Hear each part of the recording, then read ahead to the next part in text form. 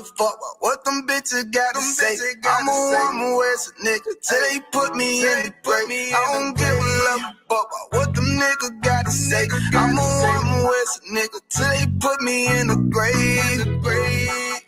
I don't care about what they say. Hey.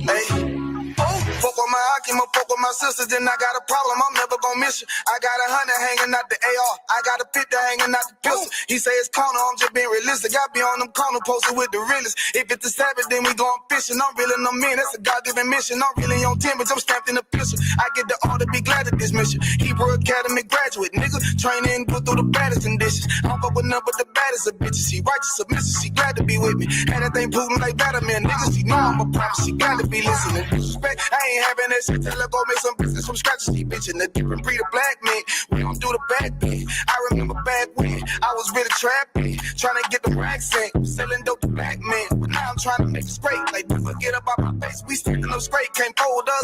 Too heavy, the world won't hold us. Go get you some rank, I told you. Line up in these ranks, we soldier. You can take that to the bank, we focus on. How many times must we remind you? One body, one way, one way. I will never take up as a place. When the law with you ain't no up next. It's just us, nigga, that's that on that. All that weak shit, that ain't no threat. Say you won't beat, bitch, with that ain't no sweat. We with all that. The Lord called a nigga out the world. I responded and called back. Oh Lord. And everything that they stole from us, fuck the shit, we want all that. Them niggas snitching and they act like bitches. That's why we unaffiliated with them. They killing women and they fuck with sisters. That's why we unaffiliated with them. They telling lies, switching up the doctrine. That's why we unaffiliated with them. They ain't gon' ride until they die, so that's why we unaffiliated with them.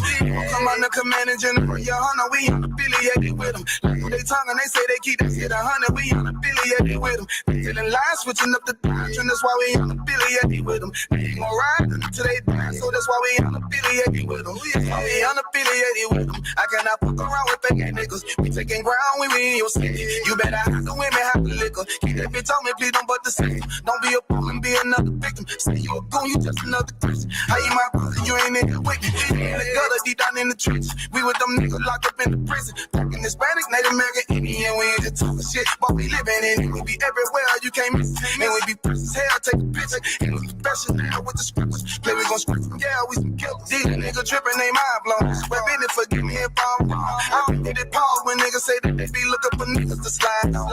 The slide that I know about is when I send with the gun with the slide for real. I get the order, you know that it's slaughter. See me and my niggas gon' die for real. The bigger the better for kingdom of heaven. You niggas get wet up by niggas, I'm fed up. I rep UPK. My niggas won't let up. Got choppers, got nines, AKs, Berettas. You say you don't like me, you say you won't fight with me and my nigga like bitch or whatever. You say you don't like me, you say you won't fight with me and my nigga like.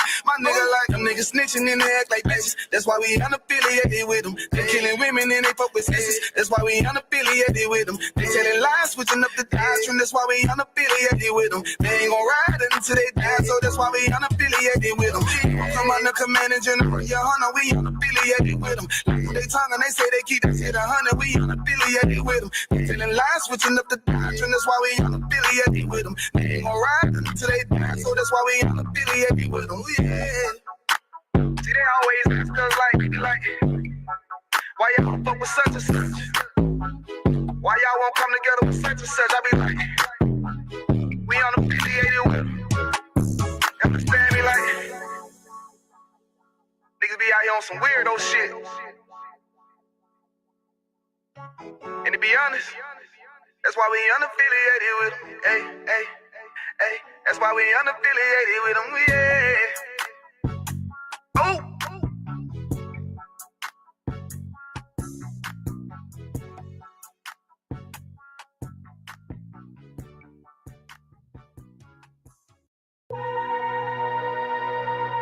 Yeah. Okay, I've been in my Bible lately. You understand me? Like, shit crazy out here. World said fuck us, so we said fuck the world. You know, the world said fuck us. Matthew 24:13. So we said fuck the world. He that shall endure to the end. The world said fuck us, shall be saved. So we said fuck the world. Fuck the world. The world don't love us. No, so we said fuck the world. Look, I know your kinfolk gone, but hold on. I know them lights ain't on, but hold on. Look, even if you feel you got nothing to hold on, I got a message. God said hold on to sanity.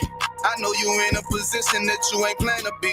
With our lives, we're not addicted to gambling.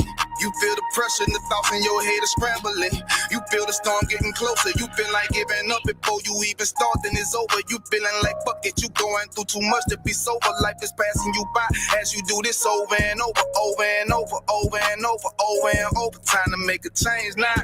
Instead of that, you fall a victim to the same now. Starting to find out that this life is not a game now. Back against the wall, couldn't run as the poor man screamed to the top of his lungs. World said fuck us, so we said fuck the world. The world said fuck us, so we said fuck the world. The world said fuck us, so we said fuck the world. The world don't love us, so we said fuck the world. For real, look.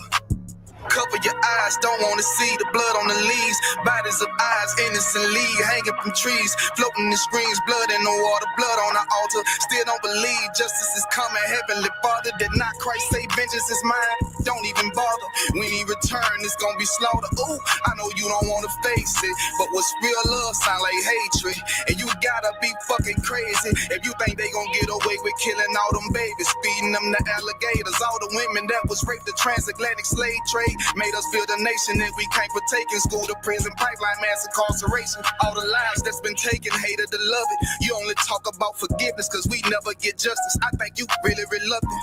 I remember hearing a hood nigga say all the shit he would've done if he was living during slavery. Look what's going on today, and you ain't doing a damn thing but putting shame on your ancestors' name.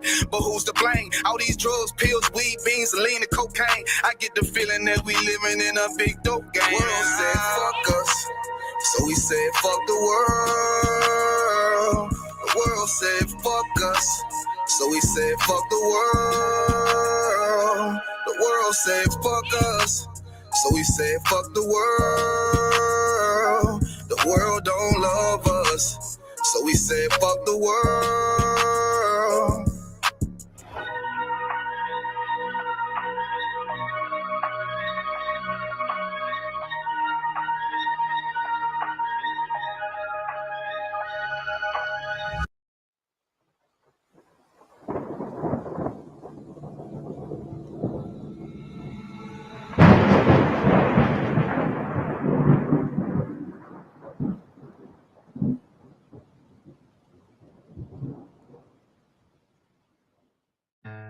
One west till they bury me.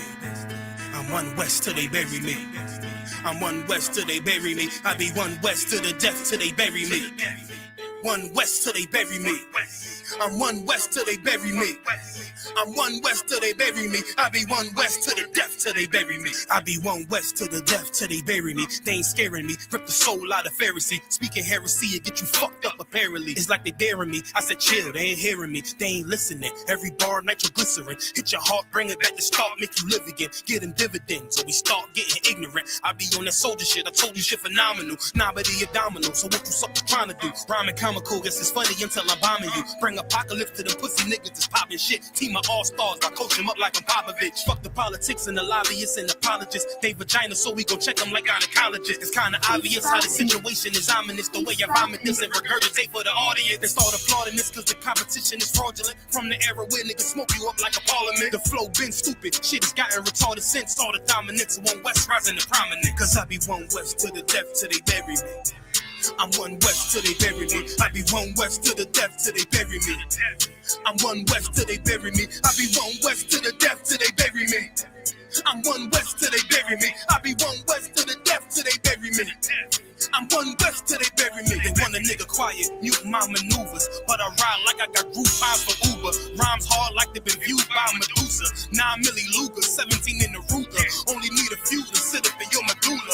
Obligata for the regatta, niggas wildin', they win every dollar. They riding by black Impalas, let the semi holler. The showstopper been the proper since the teeny bopper. But now I'm going off Patron, premium of vodka. I put extensions on the Glock, modify the chopper. The war heavy, war ready, and that's working mama. No marijuana, say I got the loudest silence on it. When I'm up on it, ain't no rapper do it like I do it. A lot of spitties and writers, but when they eat on, none of them can get to the fire around with me. And I had them niggas spin like a tire, down the deep.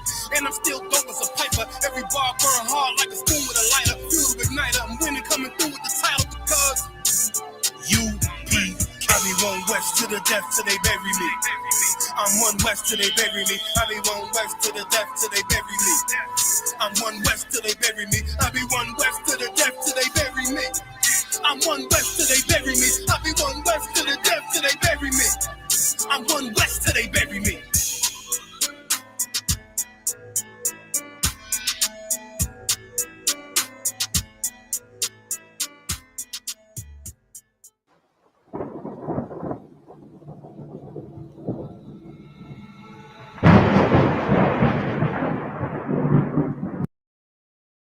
Be part of the #1 movie in the world. Suit up. What, you mean like right now? Yeah. The word in the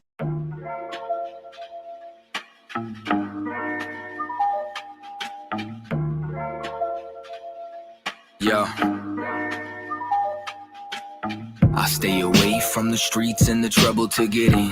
Trying to stay strong in this world full of sin, but they wanna bring us down, they wanna see us win.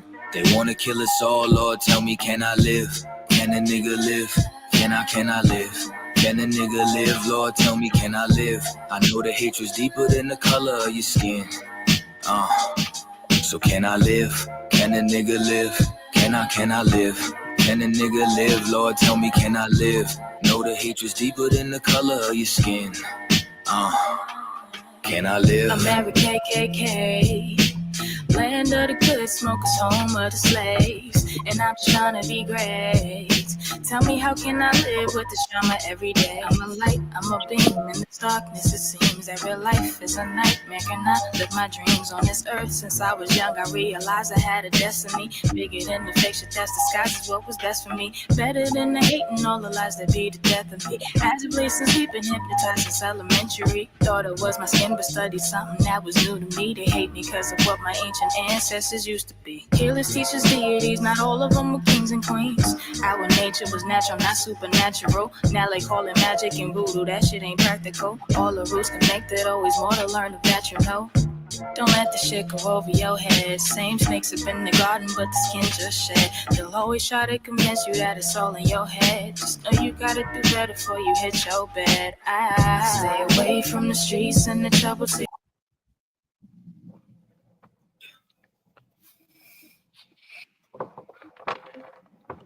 All right, we live.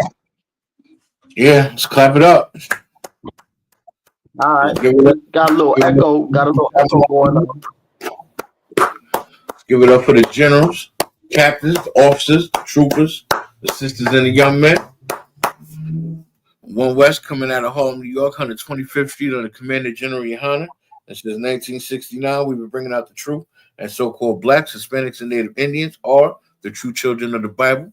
We're priest and officer Yashala, holding down this glorious Paterson class with my bro, Officer Marvisar. What's going on with you, brother? Yeah, what's going on, sir? What's going on? Ready to do this class, another day in Babylon, huh? God, got some articles as well. Got priest and officer 500 in the building with us. Shalom, Yabashim, Yabashab, Rakatah. Shalom, Yabashim, Yabashab, Rakatah, sir. What's going on, sir? About to get ready to kick this class off and everything. Get ready to get it in, you know. Okay. Sound a little distant, sir. Say you just got off the slave.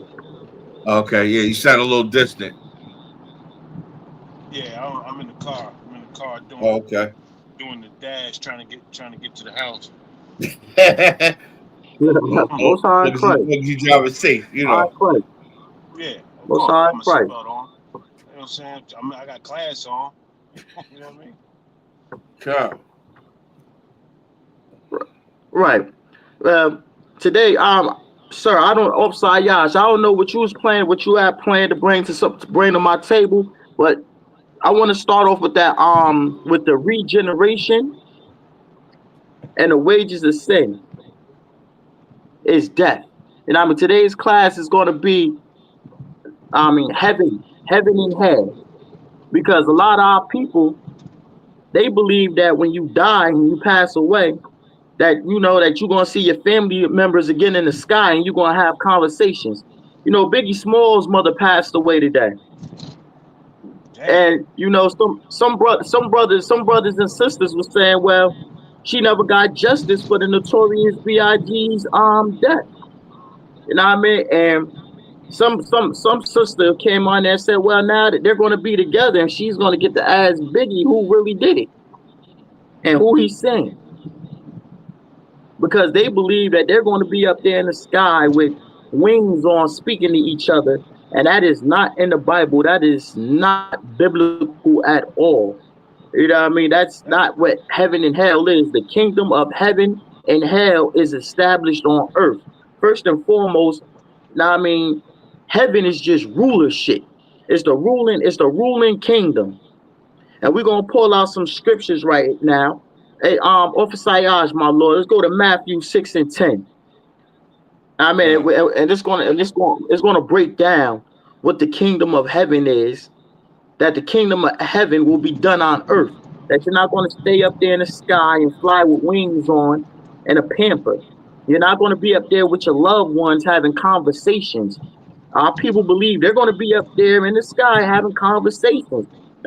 I hate to, let me be I don't want to be the bearer of bad news, but this is true news. Biggie Smalls is dead. He's been dead. He's probably back in the regeneration somewhere in his father line. I don't know. Only the Lord knows that. His mother probably will never come near his path again. Now, I mean, because she's going back in her father's line. She's going back in her father's generation. That's what the regeneration in the Bible speaks about. It don't speak nothing in the Bible about you going up there with wings and you having conversations with dead people, with other dead people that come. Y'all watch a lot of these them 90s commercials, and a lot of them 90s commercials, they used to show people standing on a line waiting for heaven. They waiting to get their judgment, just standing on a line, and they having conversations like a welfare line. That's not at all. Yeah, that right there is not the truth. All white. Yeah, they got all white on. Like yeah, it's a big old David Jr. Right, like it's a big party. Y'all just standing there having conversations. Like, listen, when you are dead, you are dead. You know what I mean? You're not having conversation. You don't. That person is gone. They don't know who's at your funeral. You don't know who's at your funeral. You don't know nothing, man. I mean, the dead know nothing. It's a scripture on that too. But if you got that precept, sir, Matthew 6 and 10. What? 6 and 10. Yeah, Matthew. Yeah, Matthew, the book of Matthew 6 and 10. We're gonna go over some heaven and hell precepts. I'm holding that edify for you too, that wages of sin scripture. I'm holding that for you too. Sir, yeah, 23. And then, sir, after we break this down, we'll pull out the article on Biggie's mother. It's the book of Matthew, chapter 6, verse 10. Letters are in red. Thy kingdom that means come. If the letters are in red, that means Christ is speaking. Yahweh Shai, our King. Go ahead, my Lord. Shall I go up 1 to verse 9 or just take it from 10? Go ahead, go to 9, my Lord, if you feel there's something on it. All right. Because I can't get to my sword right now. No sweat, I got you. It's the book of Matthew, chapter 6, verse 9. After this manner, therefore, pray ye, Our Father, which art in heaven, hallowed be thy name. Thy kingdom come, that will be done in earth as it is in heaven. Stop right there. Now, this right here is the Lord's Prayer, which is getting broken down. And he's saying that thou kingdom come, that will be done on earth as it is in heaven. See, what our people is, when they think about heaven, they got to stop thinking about, okay, it's a place in the sky where you go and fly your wings. Heaven is just an established rulership. Like up there in the fourth dimension, you have the Most High God and you have Christ sitting on the side of them, and you have the angels. They're a hierarchy. They're a rulership sitting up there in the fourth dimension. Well, on earth, you're going to have a new rulership. You're going to have Christ's kingdom being set up here on earth. And a lot of people that pass away, that done good in their past life, they're going to come back in the regeneration through their father's line, and they're going to inherit that kingdom under Christ's rulership here on earth. The Christian church taught us these lies from the Roman Catholic and the Christian church and the Protestant church and that Dante's Inferno and all of that other garbage. Taught us that heaven was about being in the sky with wings on, flying. Now, I mean, and hell was you being under the ground getting barbecued, when that is not true at all. The kingdom of heaven is established here on earth. You only go into the fourth dimension to see the Most High God to get judged, and you won't even be awoke by that. When you wake, by the time you wake up, you will be born in your father's lineage to a new mother, but from that father's lineage back here on earth, right? And if you go and do fire, which means if you go and do hell, you got a very bad life, man. You know what I mean? You're on food stamps, you in strict in poverty, you know what I mean? You getting your behind waxed every minute. You just don't know why you going through all these problems.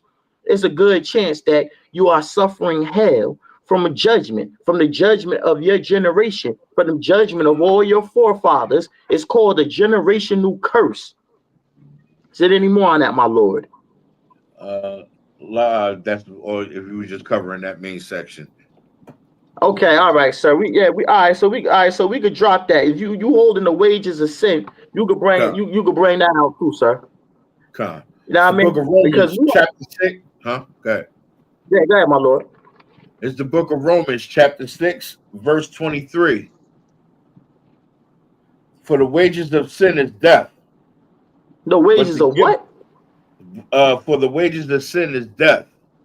The wages of sins is death, man. If you're out here eating shrimp, pork, crab, and lobster, it's a wage to be paid for that. If you out here smoking cigarettes, it's a wage. Lung cancer, diabetes, heart attack. You know what I mean? It's all different forms of getting your arm amputated from all different streams of cancer. If you do not take care of your health, it's a wage to pay for that sin. It's a sin not to take care of your health. It's a sin to smoke blunts and to smoke cigarettes. It's wages. It's a sin to go lay up in nasty, disgusting, filthy, stinking holes. You're going to wind up with an STD. Slakia. So, Alawat Punya. Barak.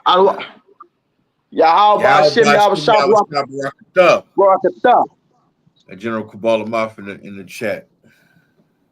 Yes, sir. Yes, sir. All right, so continue what you were saying, Moshe. Yes, sir. So you know the wages of sin is death, right? Now, when I'm gonna bring this in, right? The reason why Christians, right, don't believe in the regeneration, and they want to believe that heaven is about you flying in the air or some Dante's Inferno with wings on, is because they don't want to be held accountable for their actions. They don't want to be held accountable for smoking all them cigarettes and getting cancer. Why? Because they're carnally minded. To be carnal means you want to do fleshly things. You know what I mean? You want to do fleshly things. You want to keep eating shrimp, pork, crab, and lobster. You want to keep laying with hoes. You know what I mean? You want to keep catching STDs, even knowing, you know what I mean, it's going to take you up out of here. They don't want to believe that you're going to have to come back and pay for what you're doing. They don't want to believe it. So they rather believe that, you know what? You only got one life to live. You might as well just go ahead and do whatever you want to do now. You're not going to feel it. They want to believe that they can sin and do whatever they want to do. And after they're put in the ground, they don't have to answer to the Lord about it. Because I don't see how it's any way possible you will believe that you're just going to die and go fly in the sky when it says nothing like that in the Bible at all. My Lord, continue with that. God, no sweat. It's the book of Romans, chapter 6, verse 23. For the wages of sin is death, but the gift of life, but the gift of God is eternal life through Yahweh Shah Mashiach, who we ignorantly call Christ, our Lord. But we ask Christians this: what's the gift of life? So you telling me the gift of life is you dying and flying up with wings, and you're gonna ask Biggie Smalls' mother, like, yeah, you know, did Tupac really put the hit out on Biggie? Was it Puff Daddy? Why you in the air flying? It's all nonsense. I mean, it's all nonsense. I mean, the Bible does not say anything about. The Bible does not say anything about you going to fly in the sky and you're not going to have to pay for all the bad things you do. Everybody just wants to get out of the bad things that they're doing, right? But if you keep the law, statutes, and commandments, and you stop being carnally minded and you be spiritual, which means you take on the personality of the Most High God, then you will receive a kingdom. The problem is our people, we are so lost and defeated out here, and we've got our behind spanked so badly that we just want to live carnally. We just want to be into the alcohol abuse. We just want to be into the drug addiction. You know, we just want to be fleshly. We just want to say, listen, everybody wants their heaven now. Of Sayash, everybody wants this devil's kingdom right now because they don't want to put up a fight to take on a spiritual mind, the spirit of Christ, the spirit of the Most High God in Christ. They do not want to take on a fight and keep these laws, statutes, and commandments and to live. Because what it say at the end, sir? The gift of the Lord is what? For the gift of God is eternal life through Jesus Christ, our Lord, our King. Yeah. Eternal life means every time you die and you come back in the regeneration, you will always be on top. That's eternal life. You will always be on the top. You won't be at the bottom. Blacks, Hispanics, and Native Americans, right? We are all being born at the bottom. We're being born in the middle of the ghetto, the crackhead parents. You got child molesters all in the household. You got about 10 people living in one house on Section 8 and food stamps. You have bullet holes coming in through the damn window, and it's getting worse and worse. It's getting worse. You got your little daughters now twerking the sexy red music. You got your little sons getting hit by gunfire off Sayash. I didn't tell you that some 9-year-old autistic kid got bodied in Newark, right?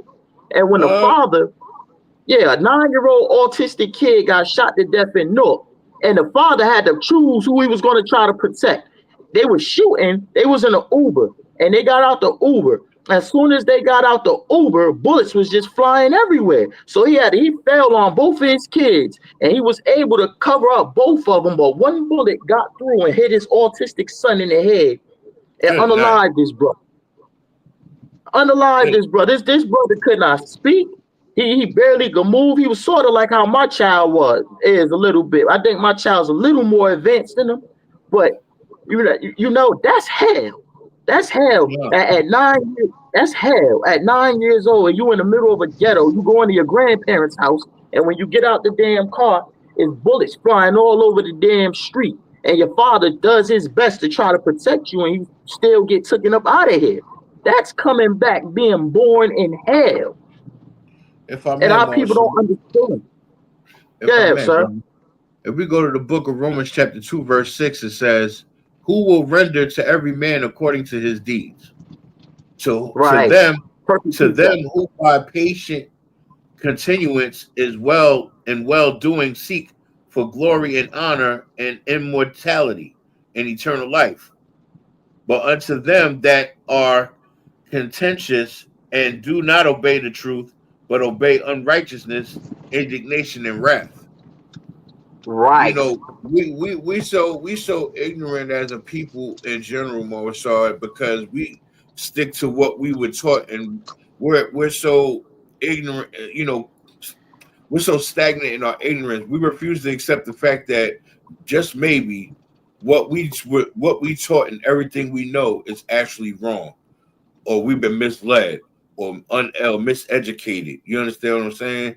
So it's almost impossible to get a Black, Hispanic, or Native Indian to believe the words of this Bible, because we've been led to believe what we want to believe, or what we was told from being in the Christian church, or being told what our grandmama taught us when we was kids, and sticking to the traditions of what we thought was our traditions when celebrating our birthday and celebrating Christmas and celebrating Thanksgiving and so on and so forth, to the point where we are not just damning ourselves, but we're destroying ourselves. And then we get older and we think we've grown and we think we could do what we want. And now we start damaging our flesh by getting high, smoking weed, smoking cigarettes. And then we start, and then you know what, a lot of these Christians, their excuses, they'll say, oh, smoking's not in the Bible. So they'll say smoking's not in the Bible. You know? Yeah, they out of their mind. Just like a lot of people that's ill-informed or got the wrong impression about us think like we just spew hate, like we're a hate group, or we just blame, like we just blame the opposition, which is the nations that hate against us, that seek to destroy us. You know what I mean? That seek to enslave us. Yeah, so That's like a this, sir. Let me get that's a form of hell that we subject ourselves to. Come on, sir. Hey, sir, if I may, sir, if you can, sir, can you get Matthew 19, verse 28? We having a lot of muffling, little echoing. Sir, if you could, my Lord, let's see if we can we can get it a little more clear, my Lord. Let me check the audio. Mic check. Looks clear on this end. Do I sound clear, sir? Yeah, you coming in loud and clear, Moso. All right, Most High in Christ. Most High in Christ. I'm trying to pick whatever option, right. Do voice cancellation on it. It could be back. Let me see something. It could be background. It could be background noise from also done your driving. I muted the mic just in case. Okay, no sweat, sir. So let's get Matthew 19 and 28. Con, I got you right here, priest. It's the book of Matthew, chapter 19, verse 28. And Yahushua said unto them, verily I say unto you, that ye which have followed me in the regeneration, when the Son of Man shall sit in the throne of his glory, ye also shall sit upon 12 thrones. Stop right there, my Lord. Stop right there, my Lord, if I may, right? So basically, right, Yahushua was telling the disciples, right, that in the regeneration, when he sits on his throne in glory, that they will come and they will sit on thrones right with them. That's basically what he was saying. So let me ask you this question. Did all the disciples pass away? I mean, I know Peter was unalive. He was crucified upside down. He was a disciple. Mm-hmm. All the disciples of that time all passed away. Christ passed away. The disciples passed away. All of them passed away. So what was Yahushua speaking about when he was saying in the regeneration, right?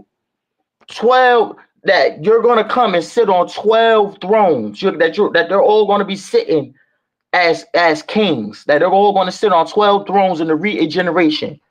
Bring that back again for me one more time, Yash. The book of Matthew, chapter 19, verse 28. And Yahushua said unto them, verily I say unto you, that ye which have followed me in the regeneration, He said, he that followed me in the regeneration, continue, my Lord.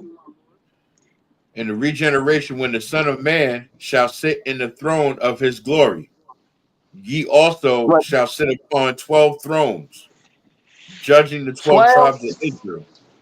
Sitting on 12 thrones. This is Christ saying that in the regeneration, it's not talking about now, because all of them passed away. So in the regeneration, they're going to come back and sit on 12 thrones, judging the nation of Israel. So let me ask you this question too. So why when these brothers passed away, why is it not talking about them flying in the sky with wings on their back? Because if I'm not mistaken, that's a Christian mindset. That's what they teach in the Catholic Church. That's a Christian mindset. That's what they teach in the Catholic and Christian Church.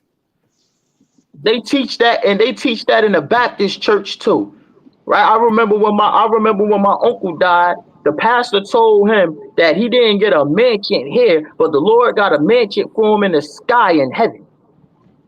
As soon as he got up there, he was going to give him a mansion in the clouds. That's what this pork eating bastard said right at my uncle's funeral.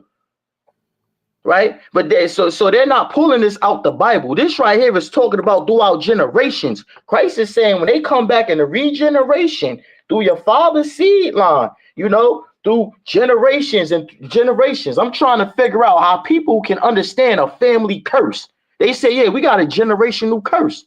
So if you got a generational curse and you're all being affected by the goddamn generational curse, you don't think that you was once upon a time a part of that generational curse? What's the whole point of building generational wealth? You're going to build generational wealth so you don't come back into generational wealth? You build generational wealth so later on down the line, you're going to come right back in and you're going to see your work. All of these prophets that prophesied in the Bible and passed away, the Lord is going to allow them to come back so they can see everything coming to pass. And we seeing everything come to pass right now. That's why the Most High God said he's the God of the living, not the God of the dead. That's how we know the Bible to be a book of living water, because once upon a time it was prophesied. People passed away and died. They come back and they see it happening, understanding that, damn, I must have been once here before. All of these prophet books, different brothers passed away. When Daniel passed away, John the Revelator came right back. John the Revelator was able to read the records and see what was happening from the past all over again. Just like in the ISUPK, when you breaking down Deuteronomy, the 28th chapter, and it said, I think a lot of people came into the school on this, when it said, you shall be in Egypt again by ships. You shall go in slavery by way of ships, Egypt, bondage by ships. And then you see that the transatlantic slave trade was prophesied 5,000 years before it happened. And then it all came to pass and it happened. And now look, we all born in captivity. Yeah. So that right there can really tell us that, yeah, the regeneration is the truth, is how things happen. That's how heaven and hell is established on this earth. If I can, my Lord, let me get Ecclesiastes 3:17. 3:17 and go ahead, my Lord. You get a chance to hold the one as well. Shalom, Lord of Christ. Yes, sir. Lord of Christ, my Lord. Lord of Christ. If I may, what y'all bringing out is so heavy. What y'all bringing out is so heavy. Our people do not have the full concept of reincarnation. They believe reincarnation, they can come back as a man, can come back as a woman can come back as a man. Our people believe that we can come back as butterflies and animals and different creatures. Our people believe in the reincarnation of foolishness, of fantasy. So our people don't have a real understanding of the scriptures and what the scriptures saying, that you shall come back in every third generation. In the scriptures it says that, right? Here's the thing. Our people need to learn about reincarnation and comprehend that we were the cause of the downfall of Israel. We are the ones that's gonna benefit from the uprise of Israel. Just like what you're bringing about the regeneration. When Christ returned upon the earth and the 12 disciples come sit on their thrones, so shall you be brought back again into this earth. People really don't understand that Christ rose again on the third day to show something, to show significantly that you will rise. I believe this, if I'm not mistaken, it's every third generation. So that was just further proof that we will rise again. And it is also showing that, you know, the Lord chose us. The Lord chose Blacks, Hispanics, and Native Indian people to rise again. However, our people are so foolish in their thinking and so stiff-necked in the way they're thinking that they took on the concepts of other people's culture. And now they believe in the babies with the wings. And then in the Christian church, we believe in, coming from the Christian church perspective, believe in there's a such thing as a heaven and a hell. There's an upper room and a lower place, meaning a pit where there's red demons and so on and so forth, pitchforks and tails. Because our people believe in the lies that was told to us and that was passed down generation to generation. Well, here's the generational blessing that the scriptures have been passed through and that the Lord's spirit is back into the earth. There's the blessing within itself that we find and hold on to with these scripts. And like you said, Mawasar, you have to be taught by man. No, that was Captain Tazariak Salakia. You have to be taught by a learned man. A learned man is one of the brothers in the Israelite School of Universal Practical Knowledge. If we don't have the knowledge, say myself, then I will go to my camp leader, and my camp leader, if he don't have it, he'll go to Captain Tazariak and so on up to the generals. And the wisdom is there. The breakdown is there. The understanding of our existence is there. So what we have to do as a people is just gather together and go sit at the feet of the wise. That's just first. Sit at the feet of the wise and acknowledge our foolish mistakes and our foolish downfalls, and stop following behind other cultures and these other societies and following what they say is right and they say is wrong. We need to follow the God of Israel and follow these scripts and follow the men in the UPK so we can get back on track. And then that way we can understand what being reincarnated is and coming back. And that's, coming back into the truth. That's why when we pray for brothers and sisters that pass on, we say, may they rise in power, or, may they come back in the glory. And the glory is when we're in full power, when blacks, Hispanics, and Native Indians will rule the earth. And that's why we say rise in power, because I pray that brother rise back into when we're in power. So reincarnation is real. We just got to take out the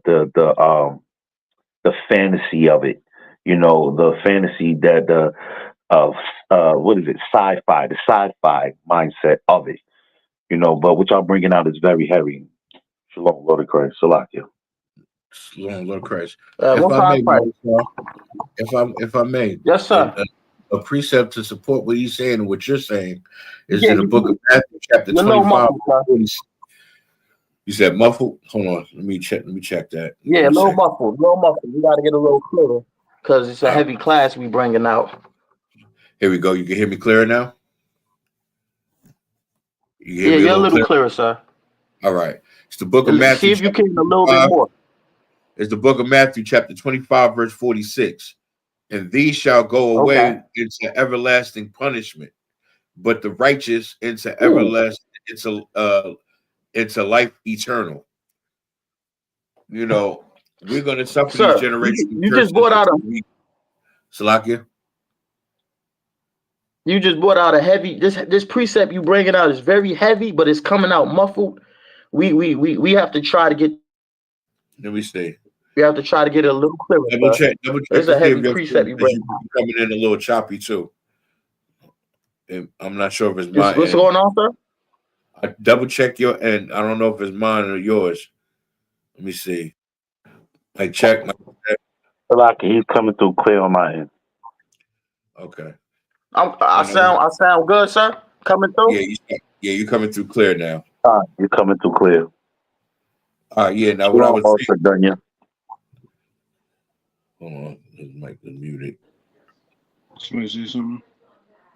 Kashak was saying shalom, Lord of Christ, sir. Shalom. I was reading the book of Matthew, chapter 25, verse 46. And these shall go away into everlasting punishment, but the righteous into life eternal.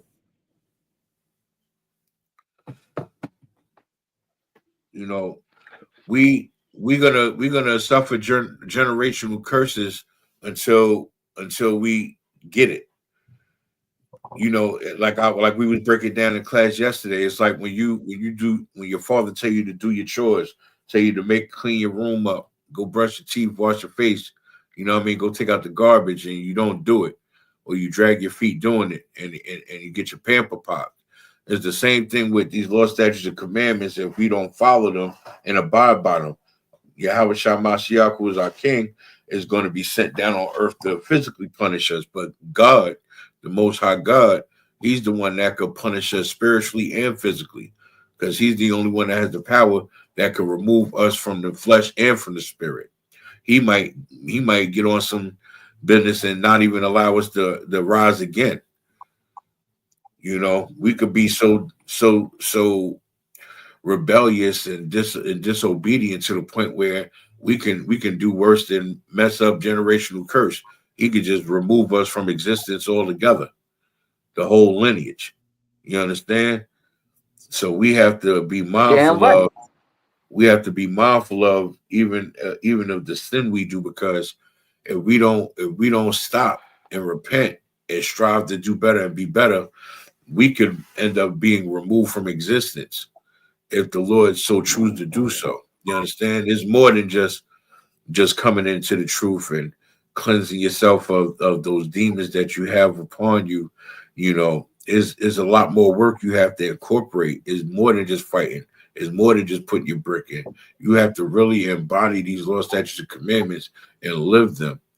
You understand, as Christ did. And those are big shoes to fill. But this is why we have that grace period to put that work in. But we can't keep squandering our time and our life and our flesh away thinking, okay, all right, I could do this tomorrow. No, why put off tomorrow what you could do today? Start today, because you never know. What if that sky crack open tomorrow? You know what I mean? I was always told tomorrow don't exist. It might be a call new term, but I've always was told tomorrow don't exist. So you got to try to live today. You got to try to fix yourself today. You got to try to fight those demons today. Don't try to put them another day. You understand? You might not be able to save everybody you want to, but you can damn sure save yourself. You understand? Hold on, Marshall step. He got to check his little signal. All right, Marshall will be back. We have to understand that again. We're in the latter days of Israel. We are in peril. We are at times of peril, and we are at times of plagues, and we are in times of punishments right now. And we're going to continue suffering, and we're going to end up being punished right along with these heathens if we don't get it together. You back, Marshall? Your signal 12? Yeah, I'm good. All right. Yeah, calm, sir. All right, you got that Ecclesiastes, the 3rd chapter and the 17th verse. It's Ecclesiastes 3 and 17. Yeah, you muffling up a little bit, sir, but you said Ecclesiastes 3 and 17? Come. Yes, sir. All right. 1 second.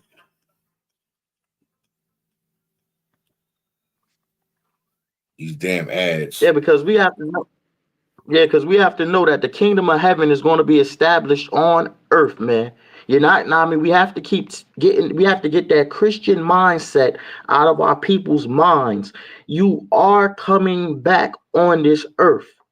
You don't have one life to live, so you can do whatever you want to do. You cannot outrun the Most High power.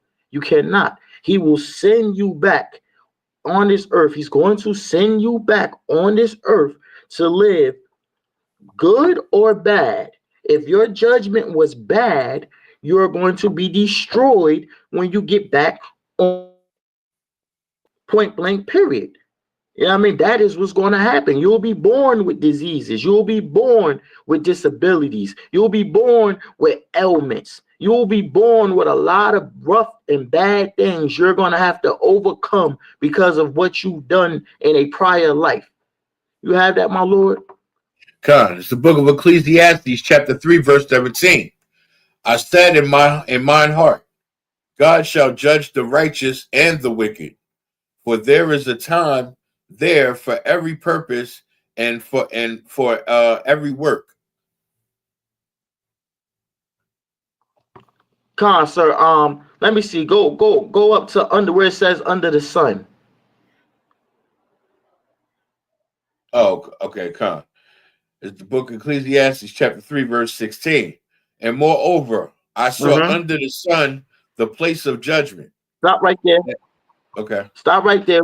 So we got to ask ourselves, when it's saying, moreover, we've heard under the sun. What's under the sun? The earth is under the sun, man. When you look up in the sky, you see the sun. And I mean, and when you look down, it's the earth. The sun is over the earth. So under the sun is the earth. Continue, my Lord. Con, that wickedness was there, and the place of that righteousness. Wickedness was there. Con, that wickedness was there. And the place of that righteousness. Wickedness was there. And the place of righteousness. That inequity was there. That inequity was there. Continue. Con, I said in mine heart, God shall judge the righteous and the wicked. For there God is a shall time, judge the. Your audio's in and out. Oh, Salakia, sir. That the Most High Power will judge the righteous and the wicked. Under the earth is the place of judgment. You come back in regeneration. It's a place of judgment. Sun. Under the sun, right? You're going to be judged there. It's going to be righteousness and it's going to be wickedness. And that all is on the earth. The kingdom of heaven and hell is established on earth. The place of righteousness is heaven. The place of wickedness is hell. That's what's established. It's not established in the sky. It's not established with wings. It's not established about you know what I mean, you talking to your dad, you gonna pass away and go talk to your auntie. It's not going to be a family reunion in the sky, right? When you pass away. No, you're going to come back and Salakia Adewanyum, his audio is in and out because he's I don't know, it's like when he's in these hospitals, he has a bad signal. But what he's saying, what the brother's bringing out is heavy. You know, we're going to be judged for our works, whether righteous or in sin. You back? Yeah, Salaki. I don't understand how I'm losing reception. I got a whole library to myself. Well, you know, I mean that the devil that the Bible speaks of. So, yeah, come on, sir. But you're going to be judged. The kingdom of heaven is going to be here on earth, right? The righteous is going to have the kingdom. The wicked is going to be living in a hellish condition here on the earth. You are not going to outrun the Most High God. If you sat up there and you smoked all them cigarettes and you broke all the laws, statutes, and commandments, you are going to come back at the bottom of the kingdom. You're going to come back in a hellish condition if you break all God's laws. The reason why our people don't want to believe in a regeneration, I don't even believe the Pharisees ain't even believe in a regeneration, because they all started with this, they all had this carnal mind, this fleshly mind, where you want to do what your flesh wants you to do.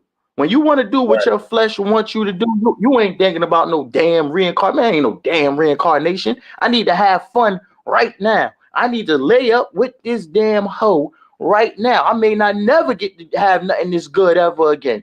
That's what your carnal mind is telling you, and you're getting ready to destroy yourself.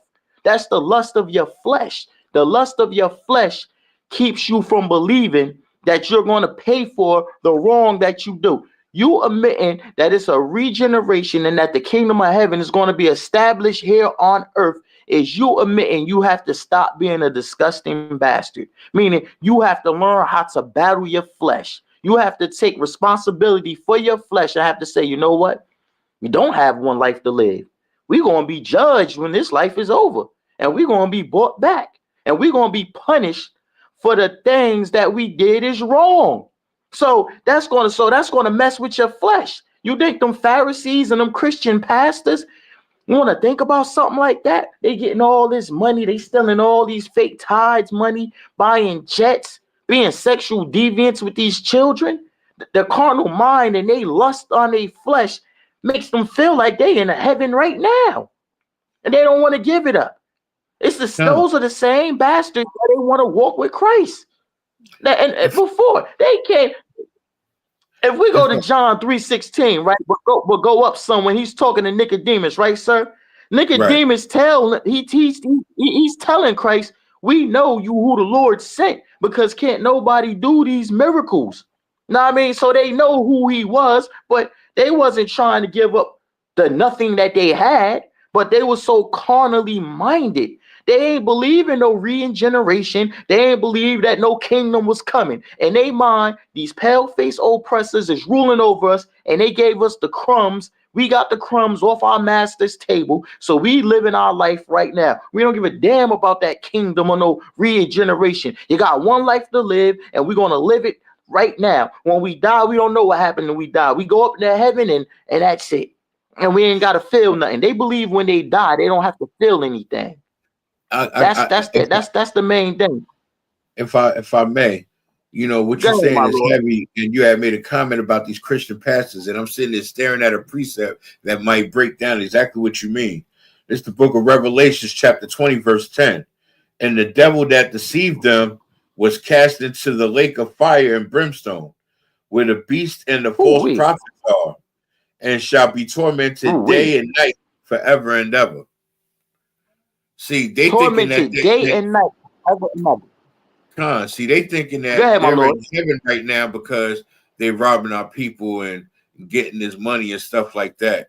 But you know, like people like Bishop Eddie Long and T.D. Jakes and that pastor down there in Atlanta with that mega church and his so-called first gentleman of the church, all this fire, brimstone, all this going. It's just a matter of time. It's going to catch up to them. Remember that pastor I told you that got caught getting carted out of the hotel with his rod stuck in his boyfriend. You understand? Yeah, that's the torment they're gonna endure. They're gonna get carried up out of here, stuck to one another. Like you're gonna learn for your abominable acts. You're gonna pay for your acts. Right. The Most High is gonna send you receipts. He got you. He bringing you up on them charges. He got the dockets. He got you. He got something for you. He got a party plan for you. Trust me.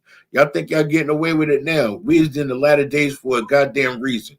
We are in perilous times for a goddamn reason. You understand? They keep saying signs of wonders. That Euphrates River dried up. California was getting burnt to a crisp and they couldn't put out the fire, and the fire was traveling like at a mind of its own. Like Highway to Heaven. Right. Like that show Highway to Heaven, my man walking on the highway, just wandering. That's what that fire was doing, wandering along California, across the Sunset Boulevard.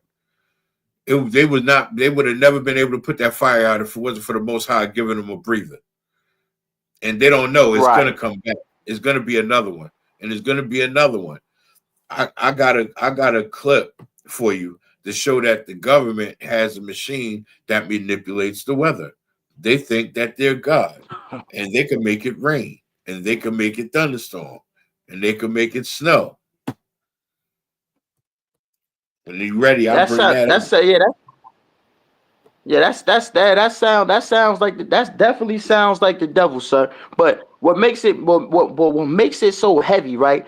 That's the reason why the stars are falling from the skies of heaven. Everybody that's on top and thought that they was on top is falling, right? Everybody with them carnal minds are being destroyed right now. You can't even live in your carnality no more. You can't even pretend no more. We in Revelations now. You cannot pretend that you're good, but you're really evil. TD Snakes will always be looked upon as a disgusting bastard, just like P. Diddy, just like Creflo Dollar, because they're all being exposed now. Now, I mean, the Lord is getting them now. The Lord is dealing with all of the carnality right now. Why you think, you know what I mean, our people getting on airplanes? Comes to find out, a sister that passed away on that airplane, right?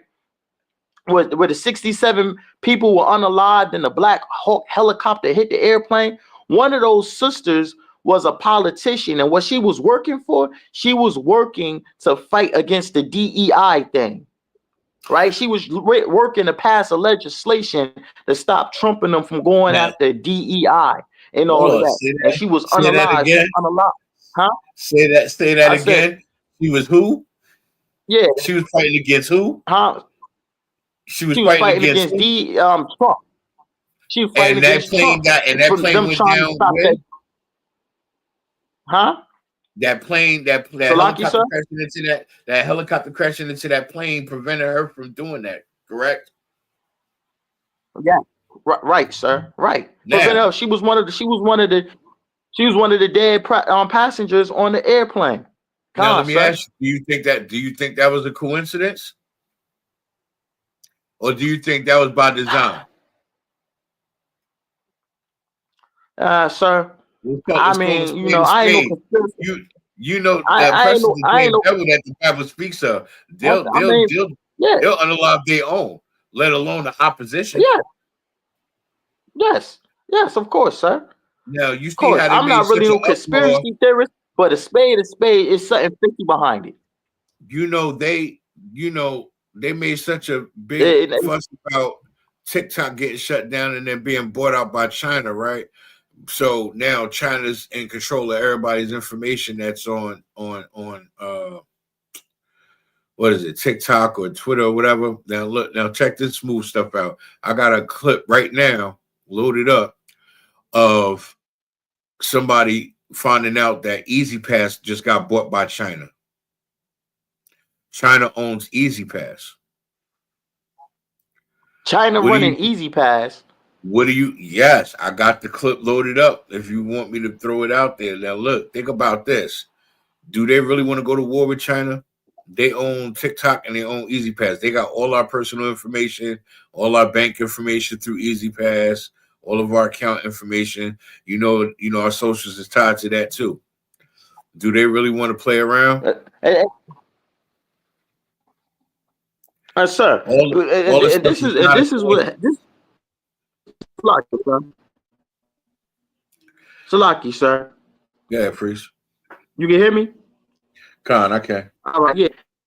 And this, all right, Con. And this right here, how you know that it's all carnality. Everybody, what you just said was heavy. Everybody getting on them tapes and all the information, and it's a tracking device for all the enemies to look at us, to look at all the foolishness that certain brothers and sisters is doing, because they're all living in carnality. You know what I mean? It's no big deal that they're gonna go get on TikTok and dance around naked and think, hey, they making money. You can make money for dancing on TikTok and Instagram naked and everything. They don't understand they're being tracked and watched. So when it's all going down, all they thinking about is how many concubines they're gonna snatch.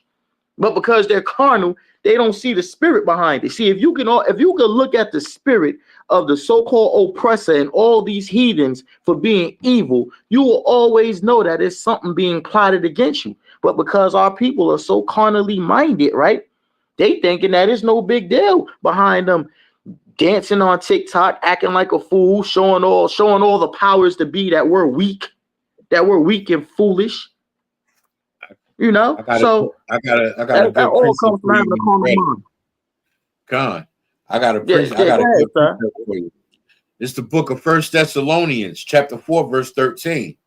But I would not have you to be ignorant, brethren, concerning them which are asleep, that ye sorrow not, even as others which have no hope. You know, we have to wake our brothers and sisters up, and we have to try to strive from being ignorant, you know, because our brothers and sisters are ignorant out in this world, like you were just saying, as them being so cardinal minded, right? And concerning those that's asleep, that ye sorrow not. Don't feel sorrowful for the ones that's still asleep, even if we're not have given the power to wake them up, so to speak. You get what I mean? Right. We're not able to wake those dead. Sorrow not. Don't feel bad. You know what I mean? It says even as others which have no hope. You know, it goes on to verse 18. But I just wanted to give you the gist of it. Like, you know, we have to steadfast and stay focused on, strengthening our brotherhood and also focusing on, reaching who we could reach. But we have to not lose ourselves to the ignorance of the world. You know what I mean? Because that's how we ended up slipping when we first came into the truth and backsliding and this, that, and the third. You get what I'm saying? Damn right, sir. Sometimes it's hard to refrain from that cardinal mind when you're dealing with cardinal people and you're still trying to be a priest and try to wake them up. But sometimes we feel like we gotta approach them in the cardinal sense just for them to hear us. Right. Damn right, sir. Hey, sir, let me get Matthew 10 and 28. Come. Because we have to get out of this carnal, mind, and we have to learn how to be spiritual.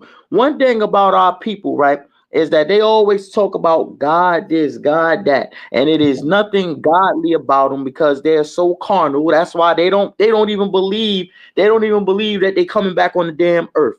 They don't even believe. I mean, sir, this is how carnal and so much of how they believe when you die, you really ain't going to feel nothing and you're going to be in heaven and you ain't got to pay for what they do.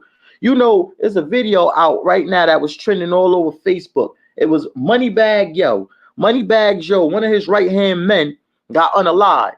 So when he was unalived, right, they had a blunt lit at his funeral, right? And as his coffin was open, they put the blunt in his mouth while the smoke was coming out of it. Like he was dead, smoking a blunt, saying, we're going to give him his last smoke before he go. He gone already. Got a corpse. He gone, got a corpse, smoking a blunt. So basically, you really think that you're not going to come back and pay? You put more curses on him. You got the man sin. You got the man corpse sinning. He died a disgusting, filthy sinner, and now you got his corpse sinning. God, our people are truly lost, right? Truly lost. I've seen the whole concert. The homie got gunned down. They got the body. They got him in one of his finest outfits. Got the casket standing up and open. Got the music. Got one of his songs on stage playing. They up there having a ball. Got women twerking on the corpse and everything. Like they got him pinned up like this, like he's enjoying the party. He gone. He gone already. Good. Hey, good. That shows you how carnal that shows you how carnally minded people was. We are so carnally minded. Back at the time of Egypt and everything. No, not even in Egypt, when we was out of Egypt, but back in the Old Testament, right? We asked, all the other nations had kings. We didn't have no king. The Most High was just over us, right? We told the Most High God that we wanted a king. This was during the time of King Saul. This is how we ended up with King Saul. During the time we was with beefing with the Philistines over our land. They said, we had the Most High God power. They said, we want somebody we can see. We know you the powerful God and you doing that, but we need somebody we can see. We need somebody in the flesh. You need somebody in the flesh. You need somebody in the flesh. You give us that carnal ass King Saul. And King Saul was carnal as hell. The Philistines was a problem though. Man, you know what it was? They had faith in the Lord, but they were starting to lose faith because you got to remember the Lord didn't deal with numbers like that. He'll take a select few and go take them into battle against a multitude, and they will come out triumphant because we got something that y'all don't got. We got a God behind us. Y'all don't. Right. We got a Lord. We got a Lord behind us. We got a real power behind us. And he's going to give us the strength and the power to overtake every last one of y'all. It might be only 100 of us, but there's 100 of us against 10,000 of y'all. And guess what? We about to get rid of every last one of y'all. We about to get all y'all up out of here. And y'all be sitting scratching your heads trying to get away. Talking about, yo, how did we lose? That is Salakia, sir. We've had this carnal mind in Israel for so long. Like, King Saul synced the power of the Lord, which we all sync the power of the Lord, and we still take on a carnal mind. So the prophet tells King Saul, Go slay, remember Amalek, go slay Amalek, burn down all his goods. Don't bring nothing back. He goes and brings back Amalek and brings back some of his goods. And you know what happened behind that, right? He tried to hide it. He tried to hide it from the king and everything, because the king kept trying to figure out, like, yo, why we keep losing all of a sudden now? Like, why the hell are we losing? Like, what's going on? Like, what am I missing? And then it dawned on him, and he's like, somebody must have took something out of that little village we cleared out. I told him, I'm paraphrasing basically. He's like, I told these brothers, like, everything in there and burn that whole thing down and leave everything there. Don't bring back nothing. Don't touch nothing.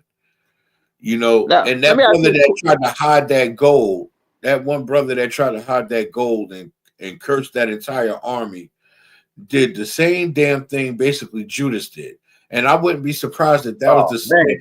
I wouldn't have been surprised if that was the same spirit. I wouldn't have been surprised if that was Judas in a different body in the same spirit. I wouldn't have been surprised, because he damn near did the same thing. He sold out his army for a couple shekels of gold. When the king told him, leave all the spoil there, leave, don't touch none of it, burn it all up. Right. He got burn greedy. It all up. Just like Judas got greedy. Sounds familiar? Yeah, definitely. It definitely sounds. It definitely sound like the same spirit. Definitely sound like the same spirit. But then you think about this though. When the Most High God told him to slay that Amalekite, right? Listen, can you imagine if he? Listen, real quick, if I may. Let's fast forward to today's time. Let's look at the greed of Little Dirk and how he let what happened to King Vaughn happen to him, and he didn't save his friend. What he did was he utilized the death of someone close to him to capitalize on some dollars. It's like he sold out his day one for some shekels. Right. Like, yeah, go ahead. I yield. Yeah, right, sir. It's just it's real heavy. I mean, how carnal. Like, you could think, like, okay, so that Amalekite that Saul was supposed to unalive, but he ended up sparing him and letting him live. That ended up becoming a problem later on in generations. Know what I mean? Because for him being so carnally minded always end up costing Israel generations later, all over a carnal mind. Now, yeah, but sir, let me see if you got Matthew 10 and 28. Come. It's the book of Matthew, chapter 10, verse 28. And fear not them which kill the body, but are not able to kill the soul, but rather fear not him. What? But fear not. But are Salakia. Let me take it from the top. It's the book of Matthew, chapter 10, verse 28. And fear not them which kill the body, but fear not them. Stop right there, sir. When you get to that, fear not them that can kill the body. Right? That I mean, fear not them that can kill the body. Continue, sir. But are not able to kill the soul. But are not able to kill the soul, because if you kill the body, the soul is going to come back.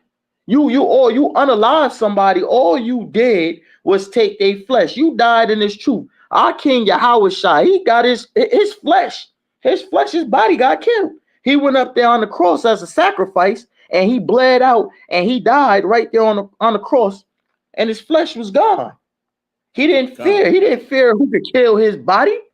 Because he knew they could not kill his soul. He knew that if he ain't stand on business and do what he was supposed to do, he feared who can kill his soul.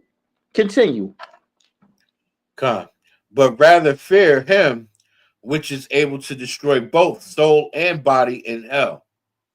The Most High God can destroy your flesh, and he can destroy your soul. He can have you die. He can have your whole body burnt to pieces with HIV and bring you back here with no arms, blind, with no damn legs, in a damn in a shelter somewhere getting touched on by sexual deviants for 100 years.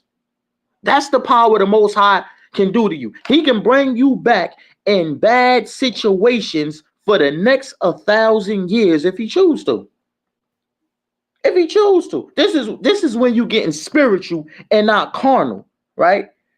You don't understand because of your lack of spirituality. You don't understand that the sins you do is costing your soul. It's costing you to keep coming back and burning in hell, to keep coming back the problems and to keep getting stomped on mainly by this oppressor and by each other. It is creating generational curses. You're sitting around here believing into some, you're dying and going to damn heaven. You keep coming back in hell. Our people keep coming back in hell. Why you think doctors ask you, does it run in the family? He got diabetes. He's a diabetic. He got kidney failure.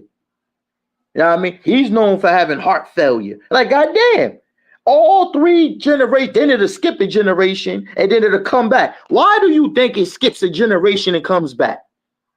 It skips a generation and comes back because it was meant for that person to get it. That was that person's judgment. That's why a plague will skip a generation and get the next one, and he get hit with the curse because he was the one that did that bullshit when he was once on the earth before. That's his soul getting punished. You gotta fear who can kill the body and the soul in hell. He killed your flesh, you was unalive. Now you're getting ready to come back. You're getting ready to come back to terminal cancer. Guess what? It skipped your daddy, and now you got it at 10. And you're about to be unalive from it. That's your soul. That's your body and soul being destroyed by the Most High God for all of your damn sins and what you've done in the past. It ain't say nothing about flying in the sky like an eagle. It ain't say nothing about flying like a Valentine's Day angel. It's talking about you coming back, getting your damn soul destroyed because you're not learning from the mistakes you've done from before. From you keep coming back and coming back, being born in disgusting families and ghettos and poverty and diseases and unalivement murders. Now I mean, being born in terror. You know what I mean? When the Lord gets angry, he will destroy your body and your soul. And it's worse when your soul get destroyed because you can keep going. The Lord could put you through it for thousands of years. I mean, Israel, how long we been in captivity for now? Wait, we've been getting spanked right now for 400 years. We've been getting spanked so damn bad that our people done gave the hell up. They like, man, it's just how it is, man. You know, it's just how it is. You know, he wasn't shit. I ain't nothing. He ain't nothing. I mean, and then what do? We start back.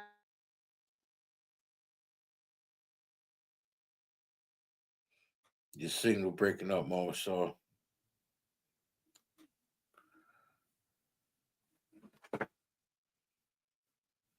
Brother's signal froze.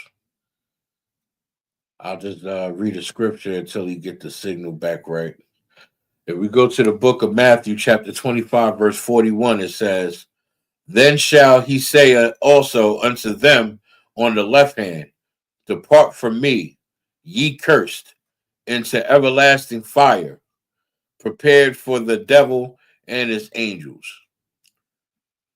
We're not going to be in the sky with wings, wearing all white, dressed down, sipping Hennessy with our favorite superstars that passed away on the earth in our past life. Like, we have to get that conception out of our mind. Like Morrisall was saying, when you go, you go. Your body, your flesh gets destroyed on the earth, and your spirit gets taken up for judgment.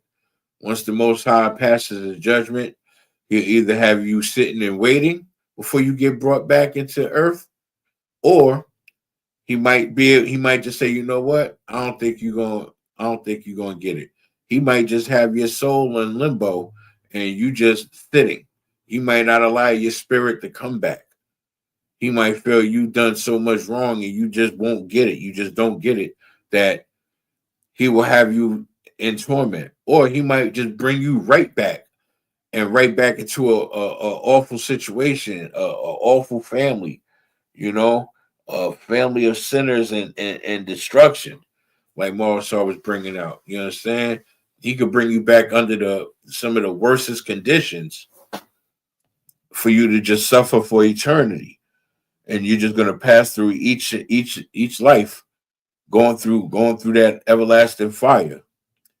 You understand? This is why the Lord has said, "Depart from me." You know, you're not going to keep my law, statutes, and commandments. Then depart from me. You go that way. You're gonna go over there with the rest of them, and you're gonna go over there with the heathens too, and you're gonna pay. What I'm gonna do is I'm gonna cue it up, and when he come back, he had an article that he wanted me to put up on the screen about Biggie's mom passing away. I'm just gonna have it queued up for him. I'm not gonna speak on it or read it yet.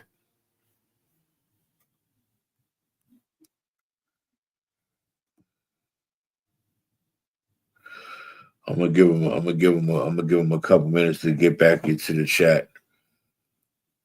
I'm gonna read another precept. Let's see, we're gonna go to the book of John, chapter 3, verse 13. And no man have ascended up to heaven, but he that came down from heaven, even the Son of Man, which is in heaven. Lock you. All right, you back, Mama? Sir. All right, no sweat. I was just reading scriptures while you got your signal right. Yeah, no, I mean dealing with the signal, but yeah, man, that Matthew 10 and 28, when it say, man, fear not what can kill the body, now I mean, but what can kill your soul in hell, man. Fear him what can kill the soul, the body and the soul in hell, man. That tells you that, man, listen, don't worry about that flesh. If it's telling you not to worry about your flesh, that means that you're coming back, man. Your soul is coming back. Your soul lives on, man. This is temporary flesh. It's like what you said, Osaya, sir. You was like, man, you sitting up here smoking weed and cigarettes and borrowed skin. You don't even own the skin you're in. The skin belongs to the Lord.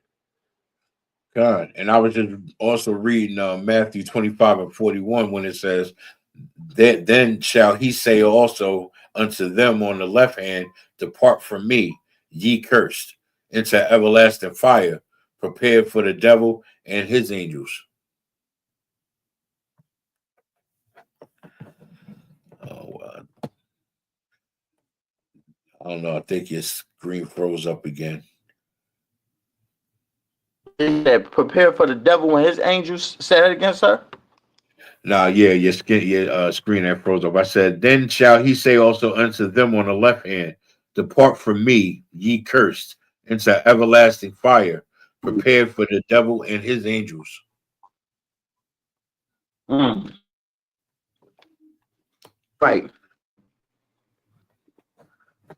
You know, meaning you don't want to keep you don't want to keep my law, statutes, and commandments, then depart from me. But you're gonna go through this fire. You're gonna go through this punishment. You're gonna go through this curse, and you're gonna learn from your mistakes.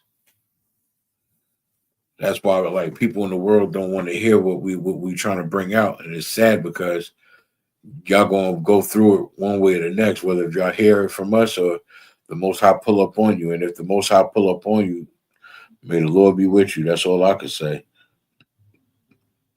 That's about all. That's the best way I could put it. Israel. Is the scriptures say is wiser to obey the laws of God rather than the laws of man, because the laws of man is just for while you're here on earth, but to keep the laws of God is what's going to give you everlasting life, is what's going to keep you alive on this earth, not the laws, not keeping the laws of man, but the laws of God. All right, you Tawab? Yeah, I'm Swab, sir. Nah, man, this connection up here, man. My quiet library right now. This damn connection. Ah, man. Yes. Anyway, sir, can I? Oh, sir, let's pull that. I sent you a clip of Biggie Smalls Already mother got it queued up for you. death. I got it All queued right, up yeah, for you. let's You go. get this thing right. Yeah, yes, sir. All right. Willetta Wallace, Notorious B.I.G.'s mother, dies at 78. She was an outspoken advocate for her son and his memory in the wake of his 1997 death. Willetta Wallace, the mother of the late rapper the Notorious B.I.G., has died. She was 78. Wallace died at her home in Stroudsburg, Pennsylvania, in natural causes after spending time in hospice care, the local coroner told the Associated Press. Wallace was an outspoken advocate for his son, Christopher Wallace, and his legacy after he died in a fatal shooting in 1997. The case remains unsolved. In a partially memorable public appearance, she attended the 1997 MTV Video Music Awards, which took place roughly 6 months after Biggie died. She accepted the award he won for Hypnotized and noted that if her son was there, he'd say big up to Brooklyn. Though she intentionally called her son's music noise, she told the Associated Press that when she listened to his songs, she understood his gifts. I cried so much that day just listening to the music, she said. I remember I sat and I stood. I rested my head on the stereo and I just cried like a baby, and that was therapy for me. And I said, "Oh my God, that was a talented young man to put those words together. He had a beautiful voice. I loved his voice." She penned the 2005 memoir Biggie in an interview with NPR that year. She spoke about her son's legacy and how she continues to mourn him. He has touched so many people, and so many people loved him, and still do. They cannot take my pain away, she said. What I am feeling inside is like 100-pound lead weight down on my chest. It is very cold and it's very heavy, and I'm so dying to get rid of it. But it's not something you can get rid of because that was my son. He was my baby, and I'm a mother, and I'll always be a mother. Gotcha. And Wallace produced the 2009 biopic about her son, Notorious, in which she was portrayed by Angela Bassett. She also executive produced the 2021 Netflix documentary Biggie, I Got a Story to Tell. Born in Jamaica before immigrating to the U.S., Wallace worked as a teacher while raising her son in Brooklyn. Biggie 1994 debut Ready to Die sold more than 6 million copies and included hits Big Papa and Juicy. His second album, Life After Death, released 2 weeks after he died, sold more than 11 million copies and included hits Hypnotized and No Money, More Money, More Problems. Biggie was inducted into the Rock and Roll Hall of Fame in 2020.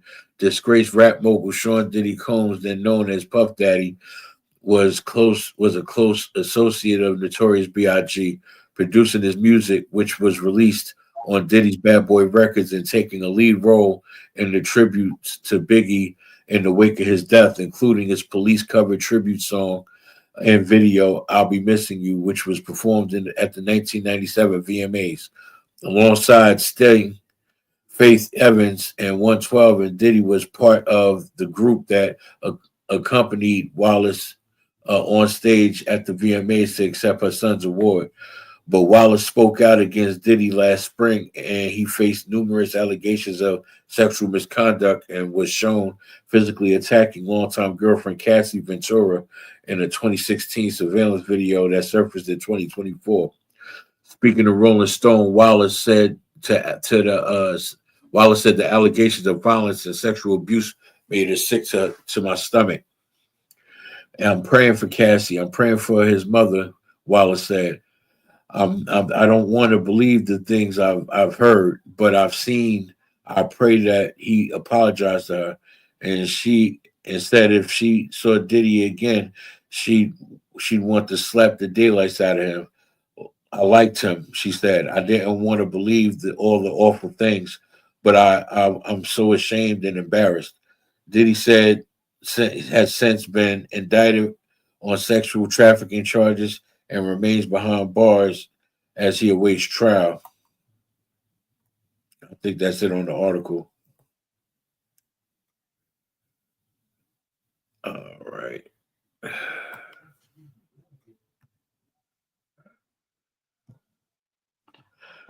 So let me ask you. So let me ask you a question, sir. Right. So when we look at this sister's life, right? This sister is 78 years old.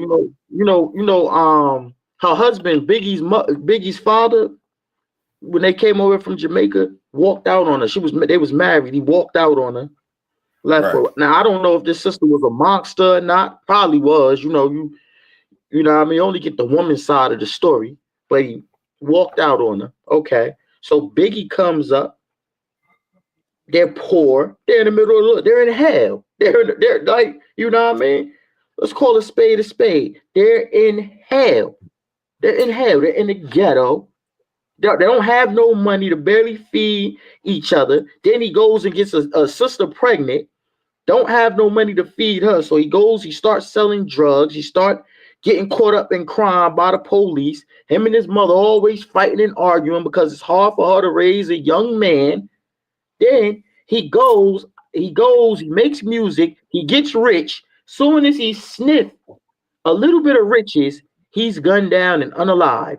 Now she has to spend the rest of her life trying to get justice, wondering who unalived her son. Diddy still owes Biggie over $11 million, but that's neither here nor there. And the crazy thing is, and he robbed her. No, sir. And he robbed him too. You didn't know he owed Biggie $11 million before that Life After Death album. And he robbed him. Good night. My thing is this: Diddy offering people $50 million to take their booty hole, but he couldn't pay Biggie what he owed him. Like, come on, let's be realistic. You offering $50 million for people boy manhood, but you couldn't pay Biggie moms what you owed her son. That's like, let's be realistic. Man. Let's really call a spade, man. And I got that other clip queued up, with the government playing God and stuff. Yeah, we're gonna hit that. Yeah, we're gonna hit that one exactly next, sir. But sir, the state to elaborate on this a little bit, sir. Elaborate on this with me, right? So he told Biggie when Diddy was gonna sign with Clive Davis to do that Life After Death album. He told him, he said, I get a check for $38 million. You get $11 million for this record. He never advanced Biggie because Biggie was still eating off of the first album. Ready to die. Yeah, Biggie was still eating off of Ready to Die, so he didn't get the advance for Life After Death. Diddy promised him $11 million for doing that album. He never paid him the $11 million for that album. He still shorted Biggie on millions from Ready to Die. Biggie was just living the life, going shopping, getting a nice little car because he in front of the hood, he in front of the trenches. He ain't never seen money like that before. You get what I'm saying? So he just running with him, like he just running with Puff. You get what I'm saying? Sir, Biggie was in hell and ain't even understand that he was in hell. He was in more hell when he made money than he was when he was broke. That's why he started making songs, more money, more problems, right? And he ain't Faith in hell too, sir. Like she was in the because she did an interview with Drink Champs and shocked everybody in that room when they asked him like do you miss Biggie, this, that, and the third, and has anybody stepped up to the plate since then? And she was like, it didn't really make her no never mind because she said she was effing so many niggas back then when she was younger. Rod don't do nothing for her now. She like, that's why Rod don't do nothing for her now. Because she was effing so many niggas back then and when she was younger. Nori was just sitting there shocked like, oh, I didn't know that. Okay. Salakia, sir. Salakia, sir. I gotta run with this a little second. Don't our people see that we're in hell? Just because you get in a rap game and you get a couple of dollars, you get in a rap game, they rob you for $11 million. They plan your life, they get you shot up, and your wife is out here having sex. Then then to make matters a little more worse, when your wife is talking about your legacy, she says she don't die. She done had sex with so many goddamn people that that's probably why sex don't feel good the other day. Like, good night. What have he accomplished? She was in love with Pop. Mind you, she was in love with Pop initially. And she was in love with Pop. You see, that's hell. That's same hell. thing like Jada Pinkett.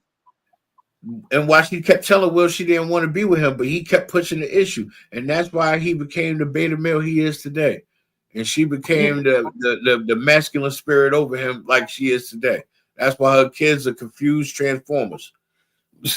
Sir, that's the carnal mind. That's that carnal mind that don't know what heaven and hell is. They don't realize they're living in hell. Will Smith is worth I'm glad you brought that up, sir. He's worth $300 million. A woman that's that's worth less than 10 million is superior over him and got him acting crazy. Because that 3-inch slit is powerful in the world. In the world, that 3-inch slit is powerful, man. Whew. Sheesh. That's crazy. And the brother, wait. I heard, and she said that he's an LGBTQ member on the low. Like, they are in hell. Yeah, she said he was in love with William Martin, who was once married to Tisha Campbell. With their brothers and sisters, with their little circle of feloniousness. Yeah. Our people are in hell and they don't even know it. They're so goddamn carnally minded of their flesh. It's like you give a nigga money, right? He ain't gonna do nothing but put himself in more hell.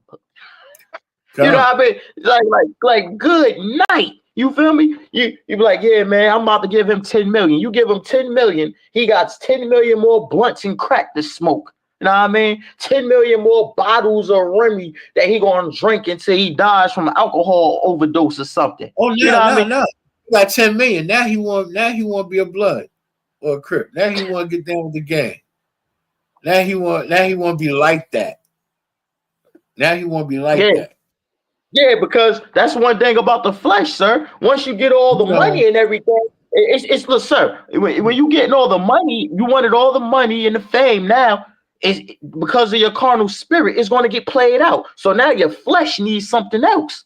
So now your flesh needs you to. I want to be a blood now. Now I need to try to. You going to see that, sir? Well, that's what fake Israelites do. Kendrick Lamar, right?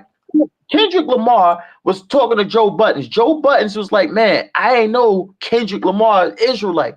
Kendrick Lamar is not in the truth. He's a carnal bastard. You feel me? He tried to use the truth to take a part of his carnal flesh. He went and got the money. Now that's wearing out.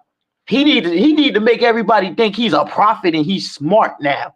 Because one thing about being carnal, it gets played out. It's like when you sleep with one hoe, you be like, okay, I'm tired of her. You keep being fleshly, everything gets played out. I remember having a conversation with Captain Yagarwap, right? And I was like, sir, you know, a lot of these brothers become LGBTQs because they running around here and they sleeping with all these goddamn hoes, being carnal, sleeping with all these women that been with all these men, taking out all these spirits. And before you know it, they need something else to make them try to feel good because it's played out now. Before you know it, they got rods in their mouths and they with the alphabet community. Your flesh, if you keep being carnal, playing your flesh out, you're going to get tired of every day. And it's like how you go from blunts to crack cocaine or from blunts to wet. Mm-hmm. Your carnal, your flesh always keeps going. It don't get tired. It gets tired of stuff and needs something new. That's called addiction. That's how people get addicted.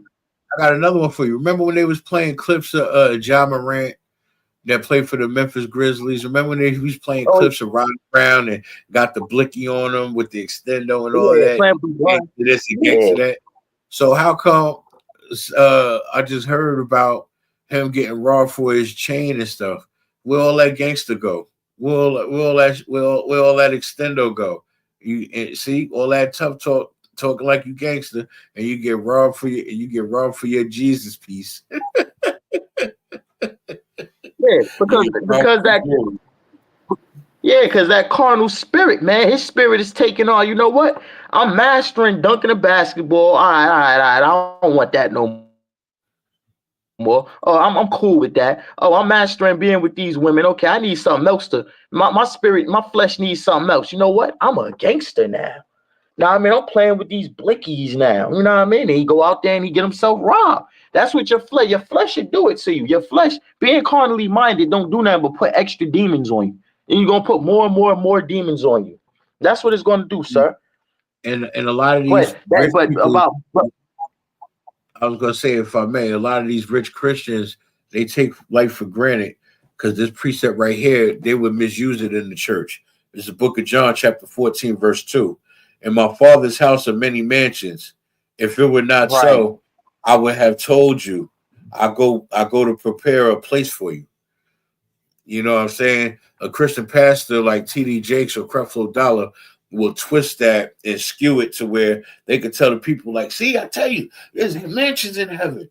You're going to be up in the sky and in the clouds, and you're going to join with God, and he's going to have a place for you in his mansion. You're going to have a mansion of your own in the sky. And that's how they do in a Christian church. And it's sad. Right. Yeah, that's what they do. While they're sitting here with all that, while they're sitting here ruling, they're telling you, you know what I mean, you got to die and rule. You know what I mean? That's what they saying. They telling you be a slave now until you die, and then you're gonna go up in the sky, and that's when you're gonna rule. Then when you're behind, come back on earth, you're a slave again, and they tell you, you know, you get your heaven when you die, and then you come back. That's how they keep us in a generational curse by teaching us that garbage. That's how they keep us going in a revolving door, a revolving circle of a generational curse. So how we gonna break the generational curse? By this truth, by somebody stepping up and start keeping these laws, statutes, and commandments of the Most High God, following Christ, and teaching the truth that heaven and hell is a condition on earth, teaching that you come back through your father's seed line through the regeneration. And the earth abide forever, man. The earth ain't never going to stop. They think that the end of the world coming, that means the earth going to be gone. My Lord, give me Ecclesiastes 1:4, please, sir. They think that the end of, when they keep thinking about the end of the world, they thinking the end of the world's going to be gone. There's not going to be no more human flesh on the earth. We all going to be in the sky flying. Everybody else is going to be in hell. That's what that little midget that Captain Tazariak was battling. And when we was at Hebrew Academy and then we went to one of his debates, he's talking about, well, you guys are going to die and go to hell. Die and go to, like, we in hell already, Rugrat. What are you talking about? You see all these damn fiends sitting here in this park, high on heroin. You see all the diseases and the filth that's in this park at Washington Square Park. You just don't look like hell to you? My God. It's out of his damn mind. It's the book of Ecclesiastes, chapter 1, verse 4. One generation passeth away, and stop another right there, generation. One generation passes away, meaning you was in this generation and you done got all that sin under your belt. You done ate that shrimp, that pork, that lobster. You done slept with them whores. You done went in that Christian church. You listen to the pastor tell you that you gonna get your mansion in the sky, right? And then you're in that generation and then you die. Continue, my Lord. And another generation cometh. Stop right there. Now you're coming back in the next generation and you're in hell 10 times worse all over again. This time when you're back here, you're born to some filthy slut. That's your mother who's neglecting you, not feeding you, got all these different men running in and out the house doing any damn thing they want to you. I mean, they got your life in hell. Your mama is all on the internet dancing. You're not getting taken care of properly. Now, I mean, you're being raised with brothers that call themselves your ops. He was once upon a time your best friend. Now he's going to hang with the brothers across the street. Now y'all right across the street from each other, sending shots at each other. Now, I mean, now you're getting ready to be unalived at 15. Last time when you was here in the last generation, you made it till you was 50. Now you're going to be unalived at 15 in this generation. Right? Because you still have not learned the lesson from the Most High God. One generation came, you effed up. Another generation came, you done effed up again. Continue, my Lord. But the earth abideth forever. But the earth abideth forever, man. There's no such thing as the earth is going to burn. That earth is going to burn, and everybody, and then some people is going to the sky, and other people is going under the ground to burn, and under the ground. That's not in the Bible, man. The Bible just told you one generation come, another generation go, but the earth abide forever, meaning people are going to keep regenerating on the earth and keep coming back and back and back throughout all generations. You're going to keep dying and coming back and recycling. That's where the term recycling comes from. Your soul is recycling. I remember when Kobe Bryant died in that plane crash, them devils in California was saying Kobe Bryant believed in some type of spirituality where maybe he'll come back a bird this time, and all that other nonsense they teach them at Hollywood and that Scientology church with all them dumb devils. It's a joke. It's a joke, man. He kind of predicted it because he had said he had made a agreement with his wife that, you know, once he became famous and had to travel, that they would never fly together. Right. And, you know what I mean? Yeah. So, if I'm not mistaken, he still had another daughter that's alive that was left behind with his mom, with his wife, because his oldest daughter is the one that died in the helicopter crash with him. Right. And you know, Kobe Bryant. Why he never wanted them to travel all together. You know what I mean? Unless they had a different mean of transportation. Right. So yeah, but you know, when you get deep into the story about Kobe Bryant, the brother was worshiping a lot of false gods. He was into that Scientology, Christianity, and he was worshiping a lot of, like, he was making sacrifices to false other gods. He was caught up in that Hollywood stuff, you know what I mean, where they would disnounce them, where they would disnounce the Most High God and say, give your gifts and give your soul to Satan, and he will make you the greatest basketball player ever. And then this fool got in one of his books where he's praising the false god, one of them false deities. He's giving them all the credit for his talent and not the Most High God. Like it's some evil shit behind that, sir. It's heavy you say that, Marshall, because I'm looking on IG, right, and I looked at a clip. This dude, I forgot his name. He was a brother in the South, and he used to play the not saxophone, but he used to play like the trumpet or something, right? And he used to go to these little jazz lounges and try to perform and make money, you know, but he was a terrible player. So one day he said the story said he was walking on this road, this dark, empty road one night and bumped into a man. And the man gave him an offer. He said, "Would you like to become the greatest player ever?" And he said, "Yes." So he took the trumpet from the brother, he tuned it up, played it a little bit, and they gave it to him. And after that, he became the best trumpet player in the world. However, he told the brother, "It's not going to last forever. You're only going to have this for a time, and then you're going to die." And lo and behold, he was the best trumpet player in the world for some years, got married, you know, started a family, and then mysteriously died.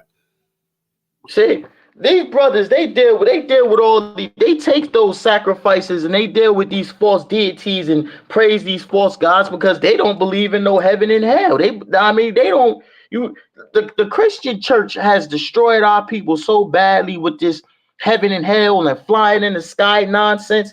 They don't even believe that it's a life behind flying in that sky. Why you think they go make sacrifices to different gods? Where all them false gods is Satan and they all under Satan. You know what I mean? But why you think they leave one branch of Christianity and go join a whole nother branch of Christianity, saying I'm gonna worship Harpos, one of them Greek gods, or I'm gonna go worship this, that, and third, because they only believe that they only have one life to live. They only have one time to be great, and this is the only time they're gonna do it. So they'll sacrifice themselves. I believe that's what they call in California selling your soul, in Hollywood giving your soul. Yeah, they all practice these rituals in the music industry, the movie industry, and now in the sports industry. They got them practicing all this nonsense. If you get caught too deep in that Hollywood, they'll have you praising all these different gods and everything, have you losing your damn mind. And before you know it, they'll been and took all your money, turned you into a damn sacrifice, and you'll be off the planet. You can't tell me all them trap rappers ain't been sacrificed. All them trap star rappers and all of them have been sacrificed, and they're all caught up in the midst of making sacrifices and praying to all these different gods because they don't understand. They don't understand the Most High God in Christ. They don't understand no heaven and hell precept. They don't understand that they're going to come back and that they're going to get punished for what they are doing. They don't understand that they're going to be destroyed for what they're doing. You know, they don't get it because our people are destroyed for a lack of knowledge. I yield on that one, sir. But it's heavy. Well, it's what heavy. I want to bring out that the clip I was I told you I queued up to show how they try to play God and control the weather. And they do that, and they try to do that as a scare tactic too. Because think about it: if they could control natural disasters, then they're going to try to scare us into submission. You get what I'm saying? By using the weather. Yeah, what the fuck did I just watch? 125,000 acres of nothing. Because the noise they were planning on making would wake the dead. It's like a horror movie. And as it turns out, the cleanest. That cloud up there, which was generated by the engine, is just a mixture of hydrogen and oxygen. It's water vapor. And in about an hour's time, someone in Mississippi is going to get wet. It's raining! NASA's playing God. It's making its own weather. I keep telling you time and time again, people, cloud seeding and geoengineering is real. And they said this clip comes from 1999 or something like that. Imagine with technology what it would look like today. The weather that we get can be manipulated by... Yeah, it's an American technology, cloud seeding.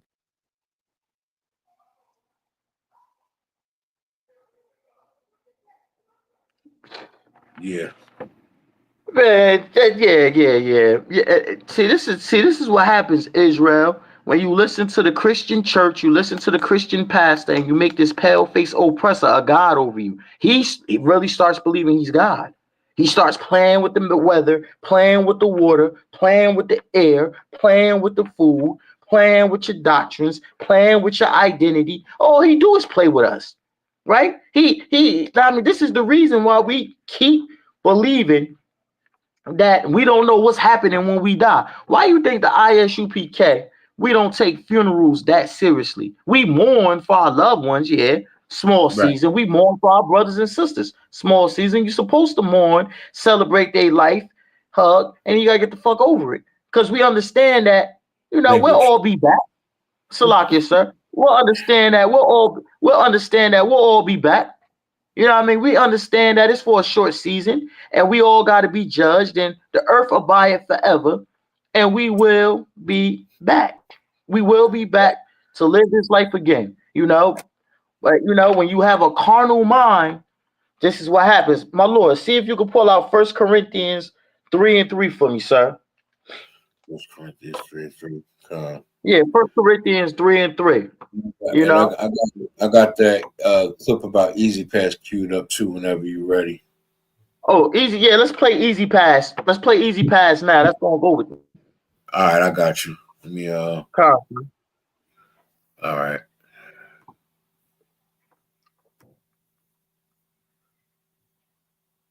Why am I just finding out that China owns Easy Pass? You heard what I just said. China owns Easy Pass. There are reports that China bought Easy Pass for $1.9 billion. Oh, you don't believe me? Look at this shit right here. And for everybody that can read, it says it right there. Now, let me give you these expensive facts. Question to the government. Now, we just went through a TikTok ban because China supposedly owned TikTok. And to me, honestly, Easy Pass is right up there with TikTok because Easy Pass stay in our pocket.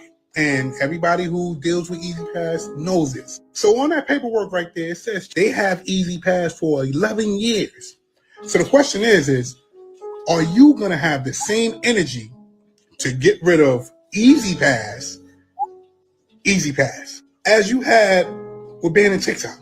Because Easy Pass has a lot of people's personal information. And that is a security breach. Easy Pass has all our banking information. Easy Pass has our addresses and things of that nature.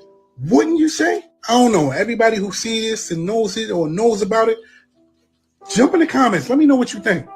Go on. Oh man, good night. Yeah, and he not wrong. He not lying. Yes, sir. That's just a whole. So if China owns Easy Pass, they're tracking everyone in the United States of America. And owned it for 11 years. And owned it for 11 years. Since 2014 for 1.9 billion. Yes. So who was in office at the Obama administration? That's who allowed that to go on. Look, Obama was that's Obama. 2008 to 2012. And then he did in 14. Trump came in 2016. That was during the Obama era. One thing about Democrats, right? They sell you out. They'll sell their country out for some money, man. They will sell their country out for money. They ain't talking about bail. Trump. Why you think when Trump got in office, he was the one that was talking about banning TikTok? That whole TikTok ban was talked about when Trump came in office. But then when Trump think that it was already too far out there, and he seen that he can do something politically with it, he just said, "Nah, we'll keep TikTok." Easy Pass, man. You know how many police officers have Easy Passes? How many government officials? There's no more toll booths in to get into New York.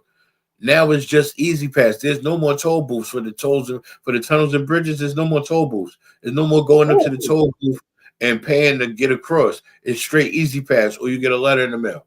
That's it. Easy Pass or a letter in the mail, whether it's the Lincoln, the Holland, or the GW. So that's there's only one freeway into New York, and I know that way. That's crazy. There's only one freeway into New York City, but I know the way. But it takes me into New York State, but it's a back door to get into the boroughs.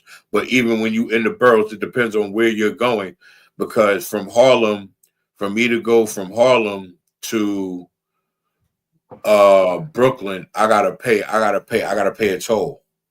Right. Yeah. It's two ways I can go, but either way, one way is $10 and another way is $17. Well, now it's $18. And they both take an hour to get there. Nah, man, them tolls be all over the place. I remember I caught mad tolls going to Captain Cotter's house. And man, I'm like, good night. You even catching tolls going up going that way? Like 5 tolls. If you did, now look, this the catch. If you go through Bayonne, right? You pay for the Bayonne Bridge, you pay for the Verrazano. Now, if you paid going, I think you ain't gotta pay coming back. But if you didn't go that way and you take the Belt Parkway back to cut across, you gotta pay going back. See, it was easy for me. It's easy for me to go to Captain Cotton's house from here because I just pay one toll and he's the first exit as soon as I get off the Bayonne Bridge. I don't even gotta go into like New York like that. Man, it's real.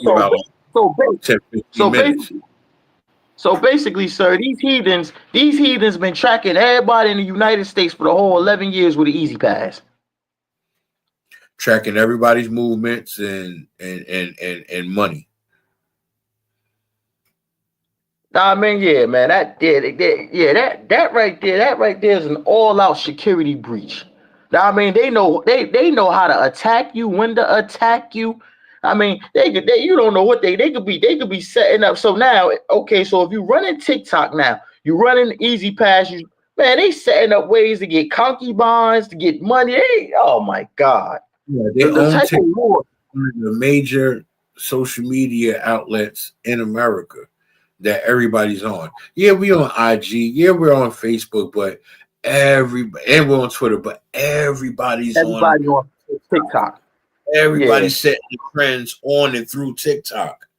You get what I'm saying? Everybody that drives has Easy Pass for the most part.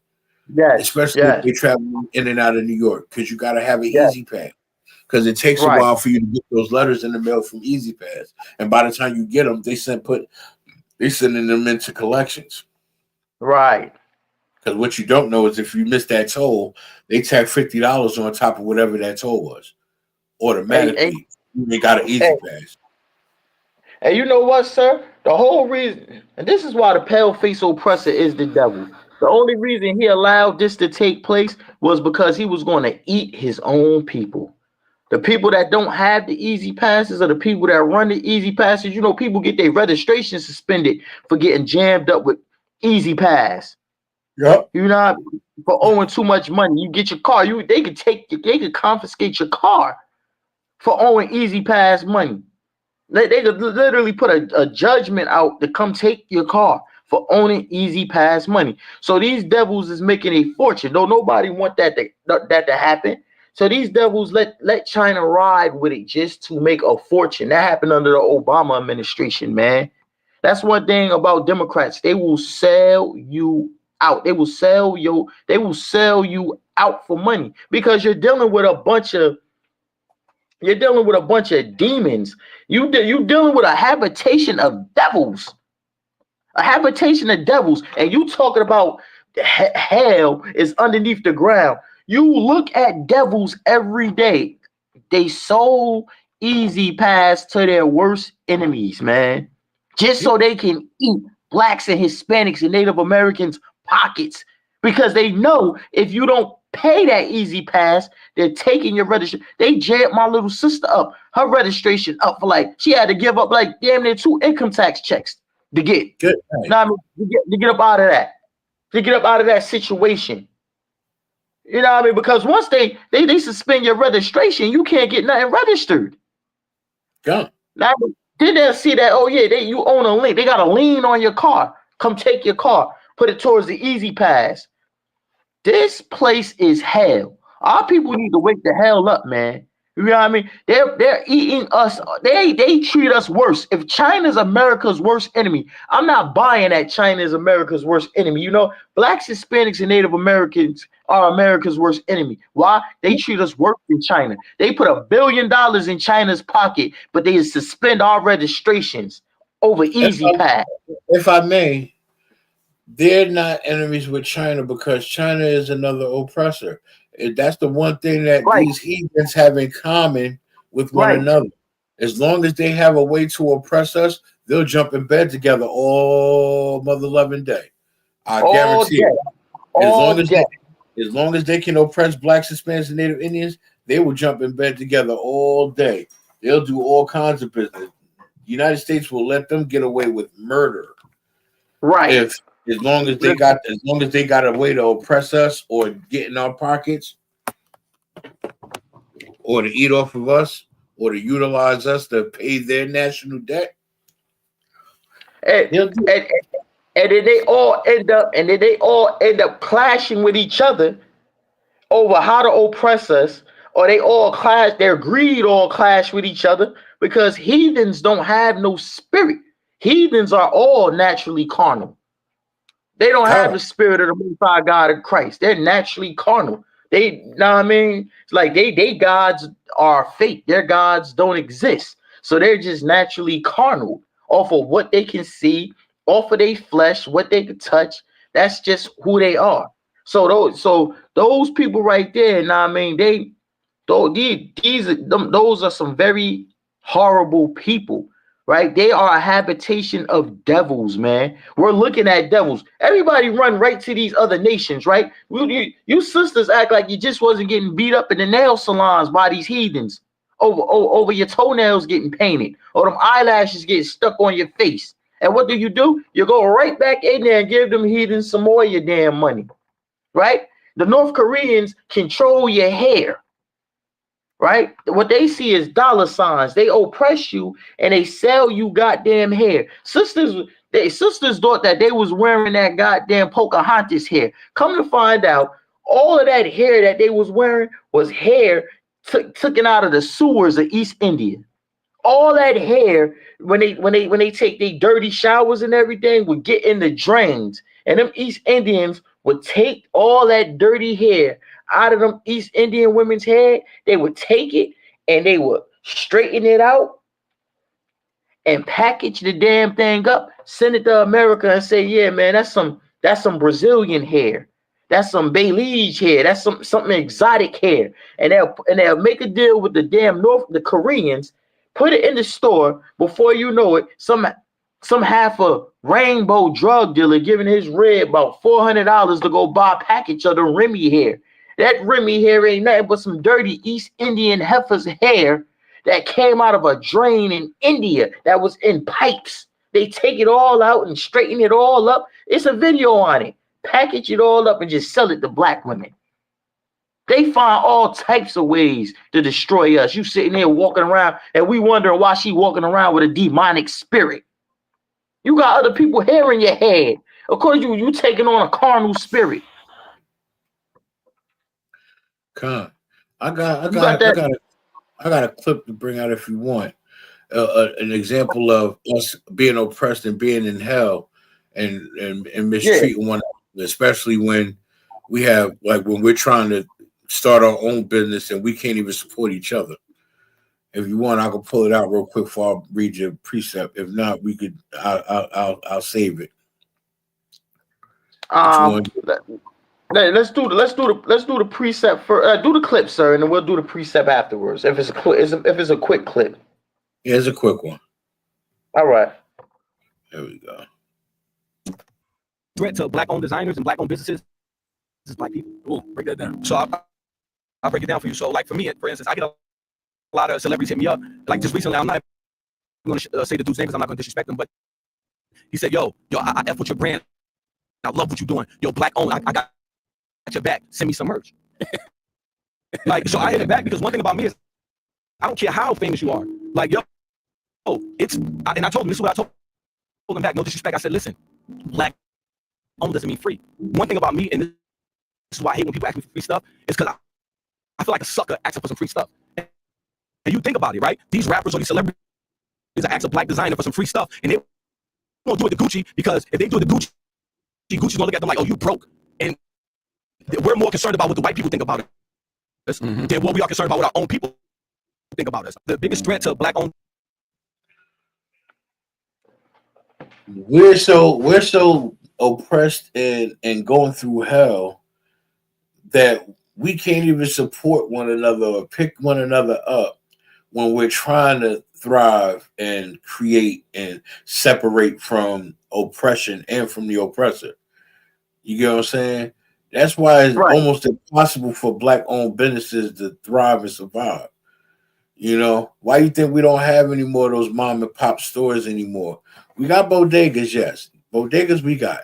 But mom and pop stores, we really don't have any of those anymore.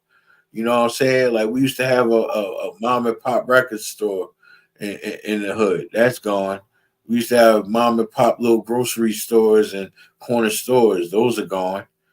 You know, we used to have a mom and pop pizzeria. That's gone. We used to have a mom and pop ice cream shop. That's gone. We used to have a mom and pop fish market where everybody, people from everybody ate fish. Like Zips was the spot. That's where you go to get your fish. You know what I'm saying? Fresh or fried. Like, that's where you go. That's where you went. You know, all they whole menu was lawful. You know what I'm saying? Man, Salakia, sir, man. Like, if our people don't recognize that we're in hell now, right? We got heathens selling us dirty hair. We got heathens, pouncing, jumping on us when our women go out to get their damn nails done. Heathens eating us in our own damn neighborhoods. We got damn stinking heathens selling us fried chicken, man. You know what I mean? When we got the best fried chicken. How the hell can we look around and not see that we're in hell? In the real estate market, we're being gentrified and pushed out of our own neighborhoods. And then they're running our rent up to damn near $4,000 for a 2-bedroom apartment. And I'm looking at stuff for ID, and they offer apartments in New York starting at $520 a month, and they 2 bedrooms. And I'm like, that's in New York? Where? Like, I seen one nice ass 2-bedroom apartment for like $920 a month, and that's in Manhattan. I'm like, how? I'm like, where? Like, how? That's downtown, or is that above 60th Street? Like, is that Crown Heights? You know what I'm saying? Like, right? Is that between Harlem and Manhattan? Like, ain't no way it's gonna be downtown anywhere in them number block areas for that low price. I mean, I don't put it past you. You'll have some hidden gems people just don't look. You know what I mean? And they hide right in plain sight. But it's almost impossible. But that I don't want to get off track. It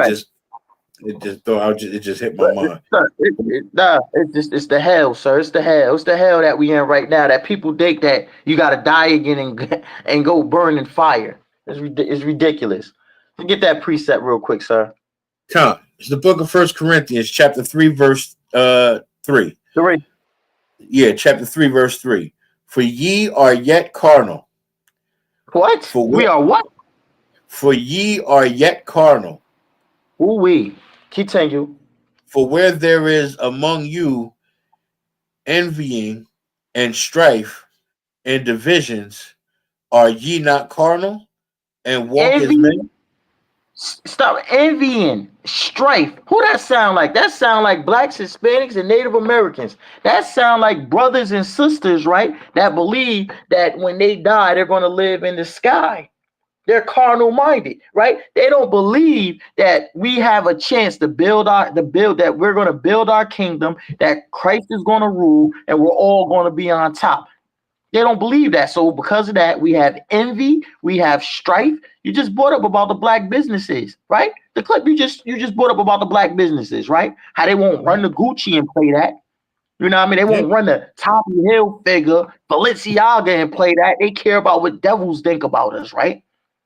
Yeah. No, we don't support each other, right? We have envy, and the reason why we have envy and strife towards one another is because of Martin Luther King, because of integration.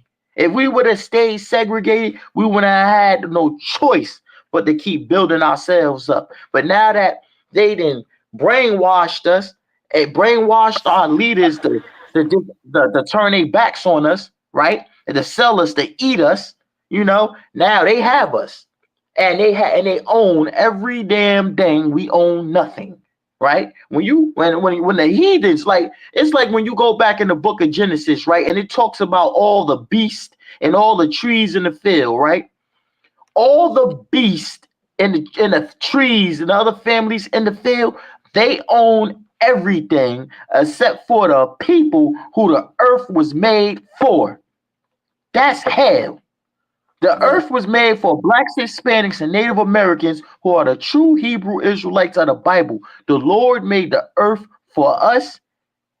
And the earth is ours, and we have nothing. Hell is a condition. How can something be made for you and you don't have it? It don't get no more hell than that. That's like you bought a house for yourself, but you can't use the bathroom in it. You can't cook in it. You can't make love in it. You can't watch TV in it. It's just for everybody else. You just pay to keep it fixed up. You just pay the mortgage. You just pay the bills, and you can't keep nothing. You don't get no reward out of it. That's what we is to the heathens. That's hell. That being said, that's Paterson Class. We'll be back here with my Ottawa officer Yash. I'm Precinct Officer 50 Marwa Saw. We the ISUPK. We started off 125th Street, Harlem, New York, under Commanding Gen.YAHANNA. The ISUPK is not affiliated with no other Hebrew Israelite group. We are not affiliated with no Christian church, no Christian church or Muslim mosque. That's my time. Shalom. Yo, you be good, sir. Pay your tithes. Pay your tithes, man. Be ready for the Lord. Yeah, for the Lord's annual 56 Passover in Atlanta, April 7th to April 14th. Y'all make sure y'all lock in your hotels and figure out how y'all going to get there if you don't want to fly because planes is crashing. You know what I'm saying? That's our time, Israel. To the next episode. Shalom. Shalom.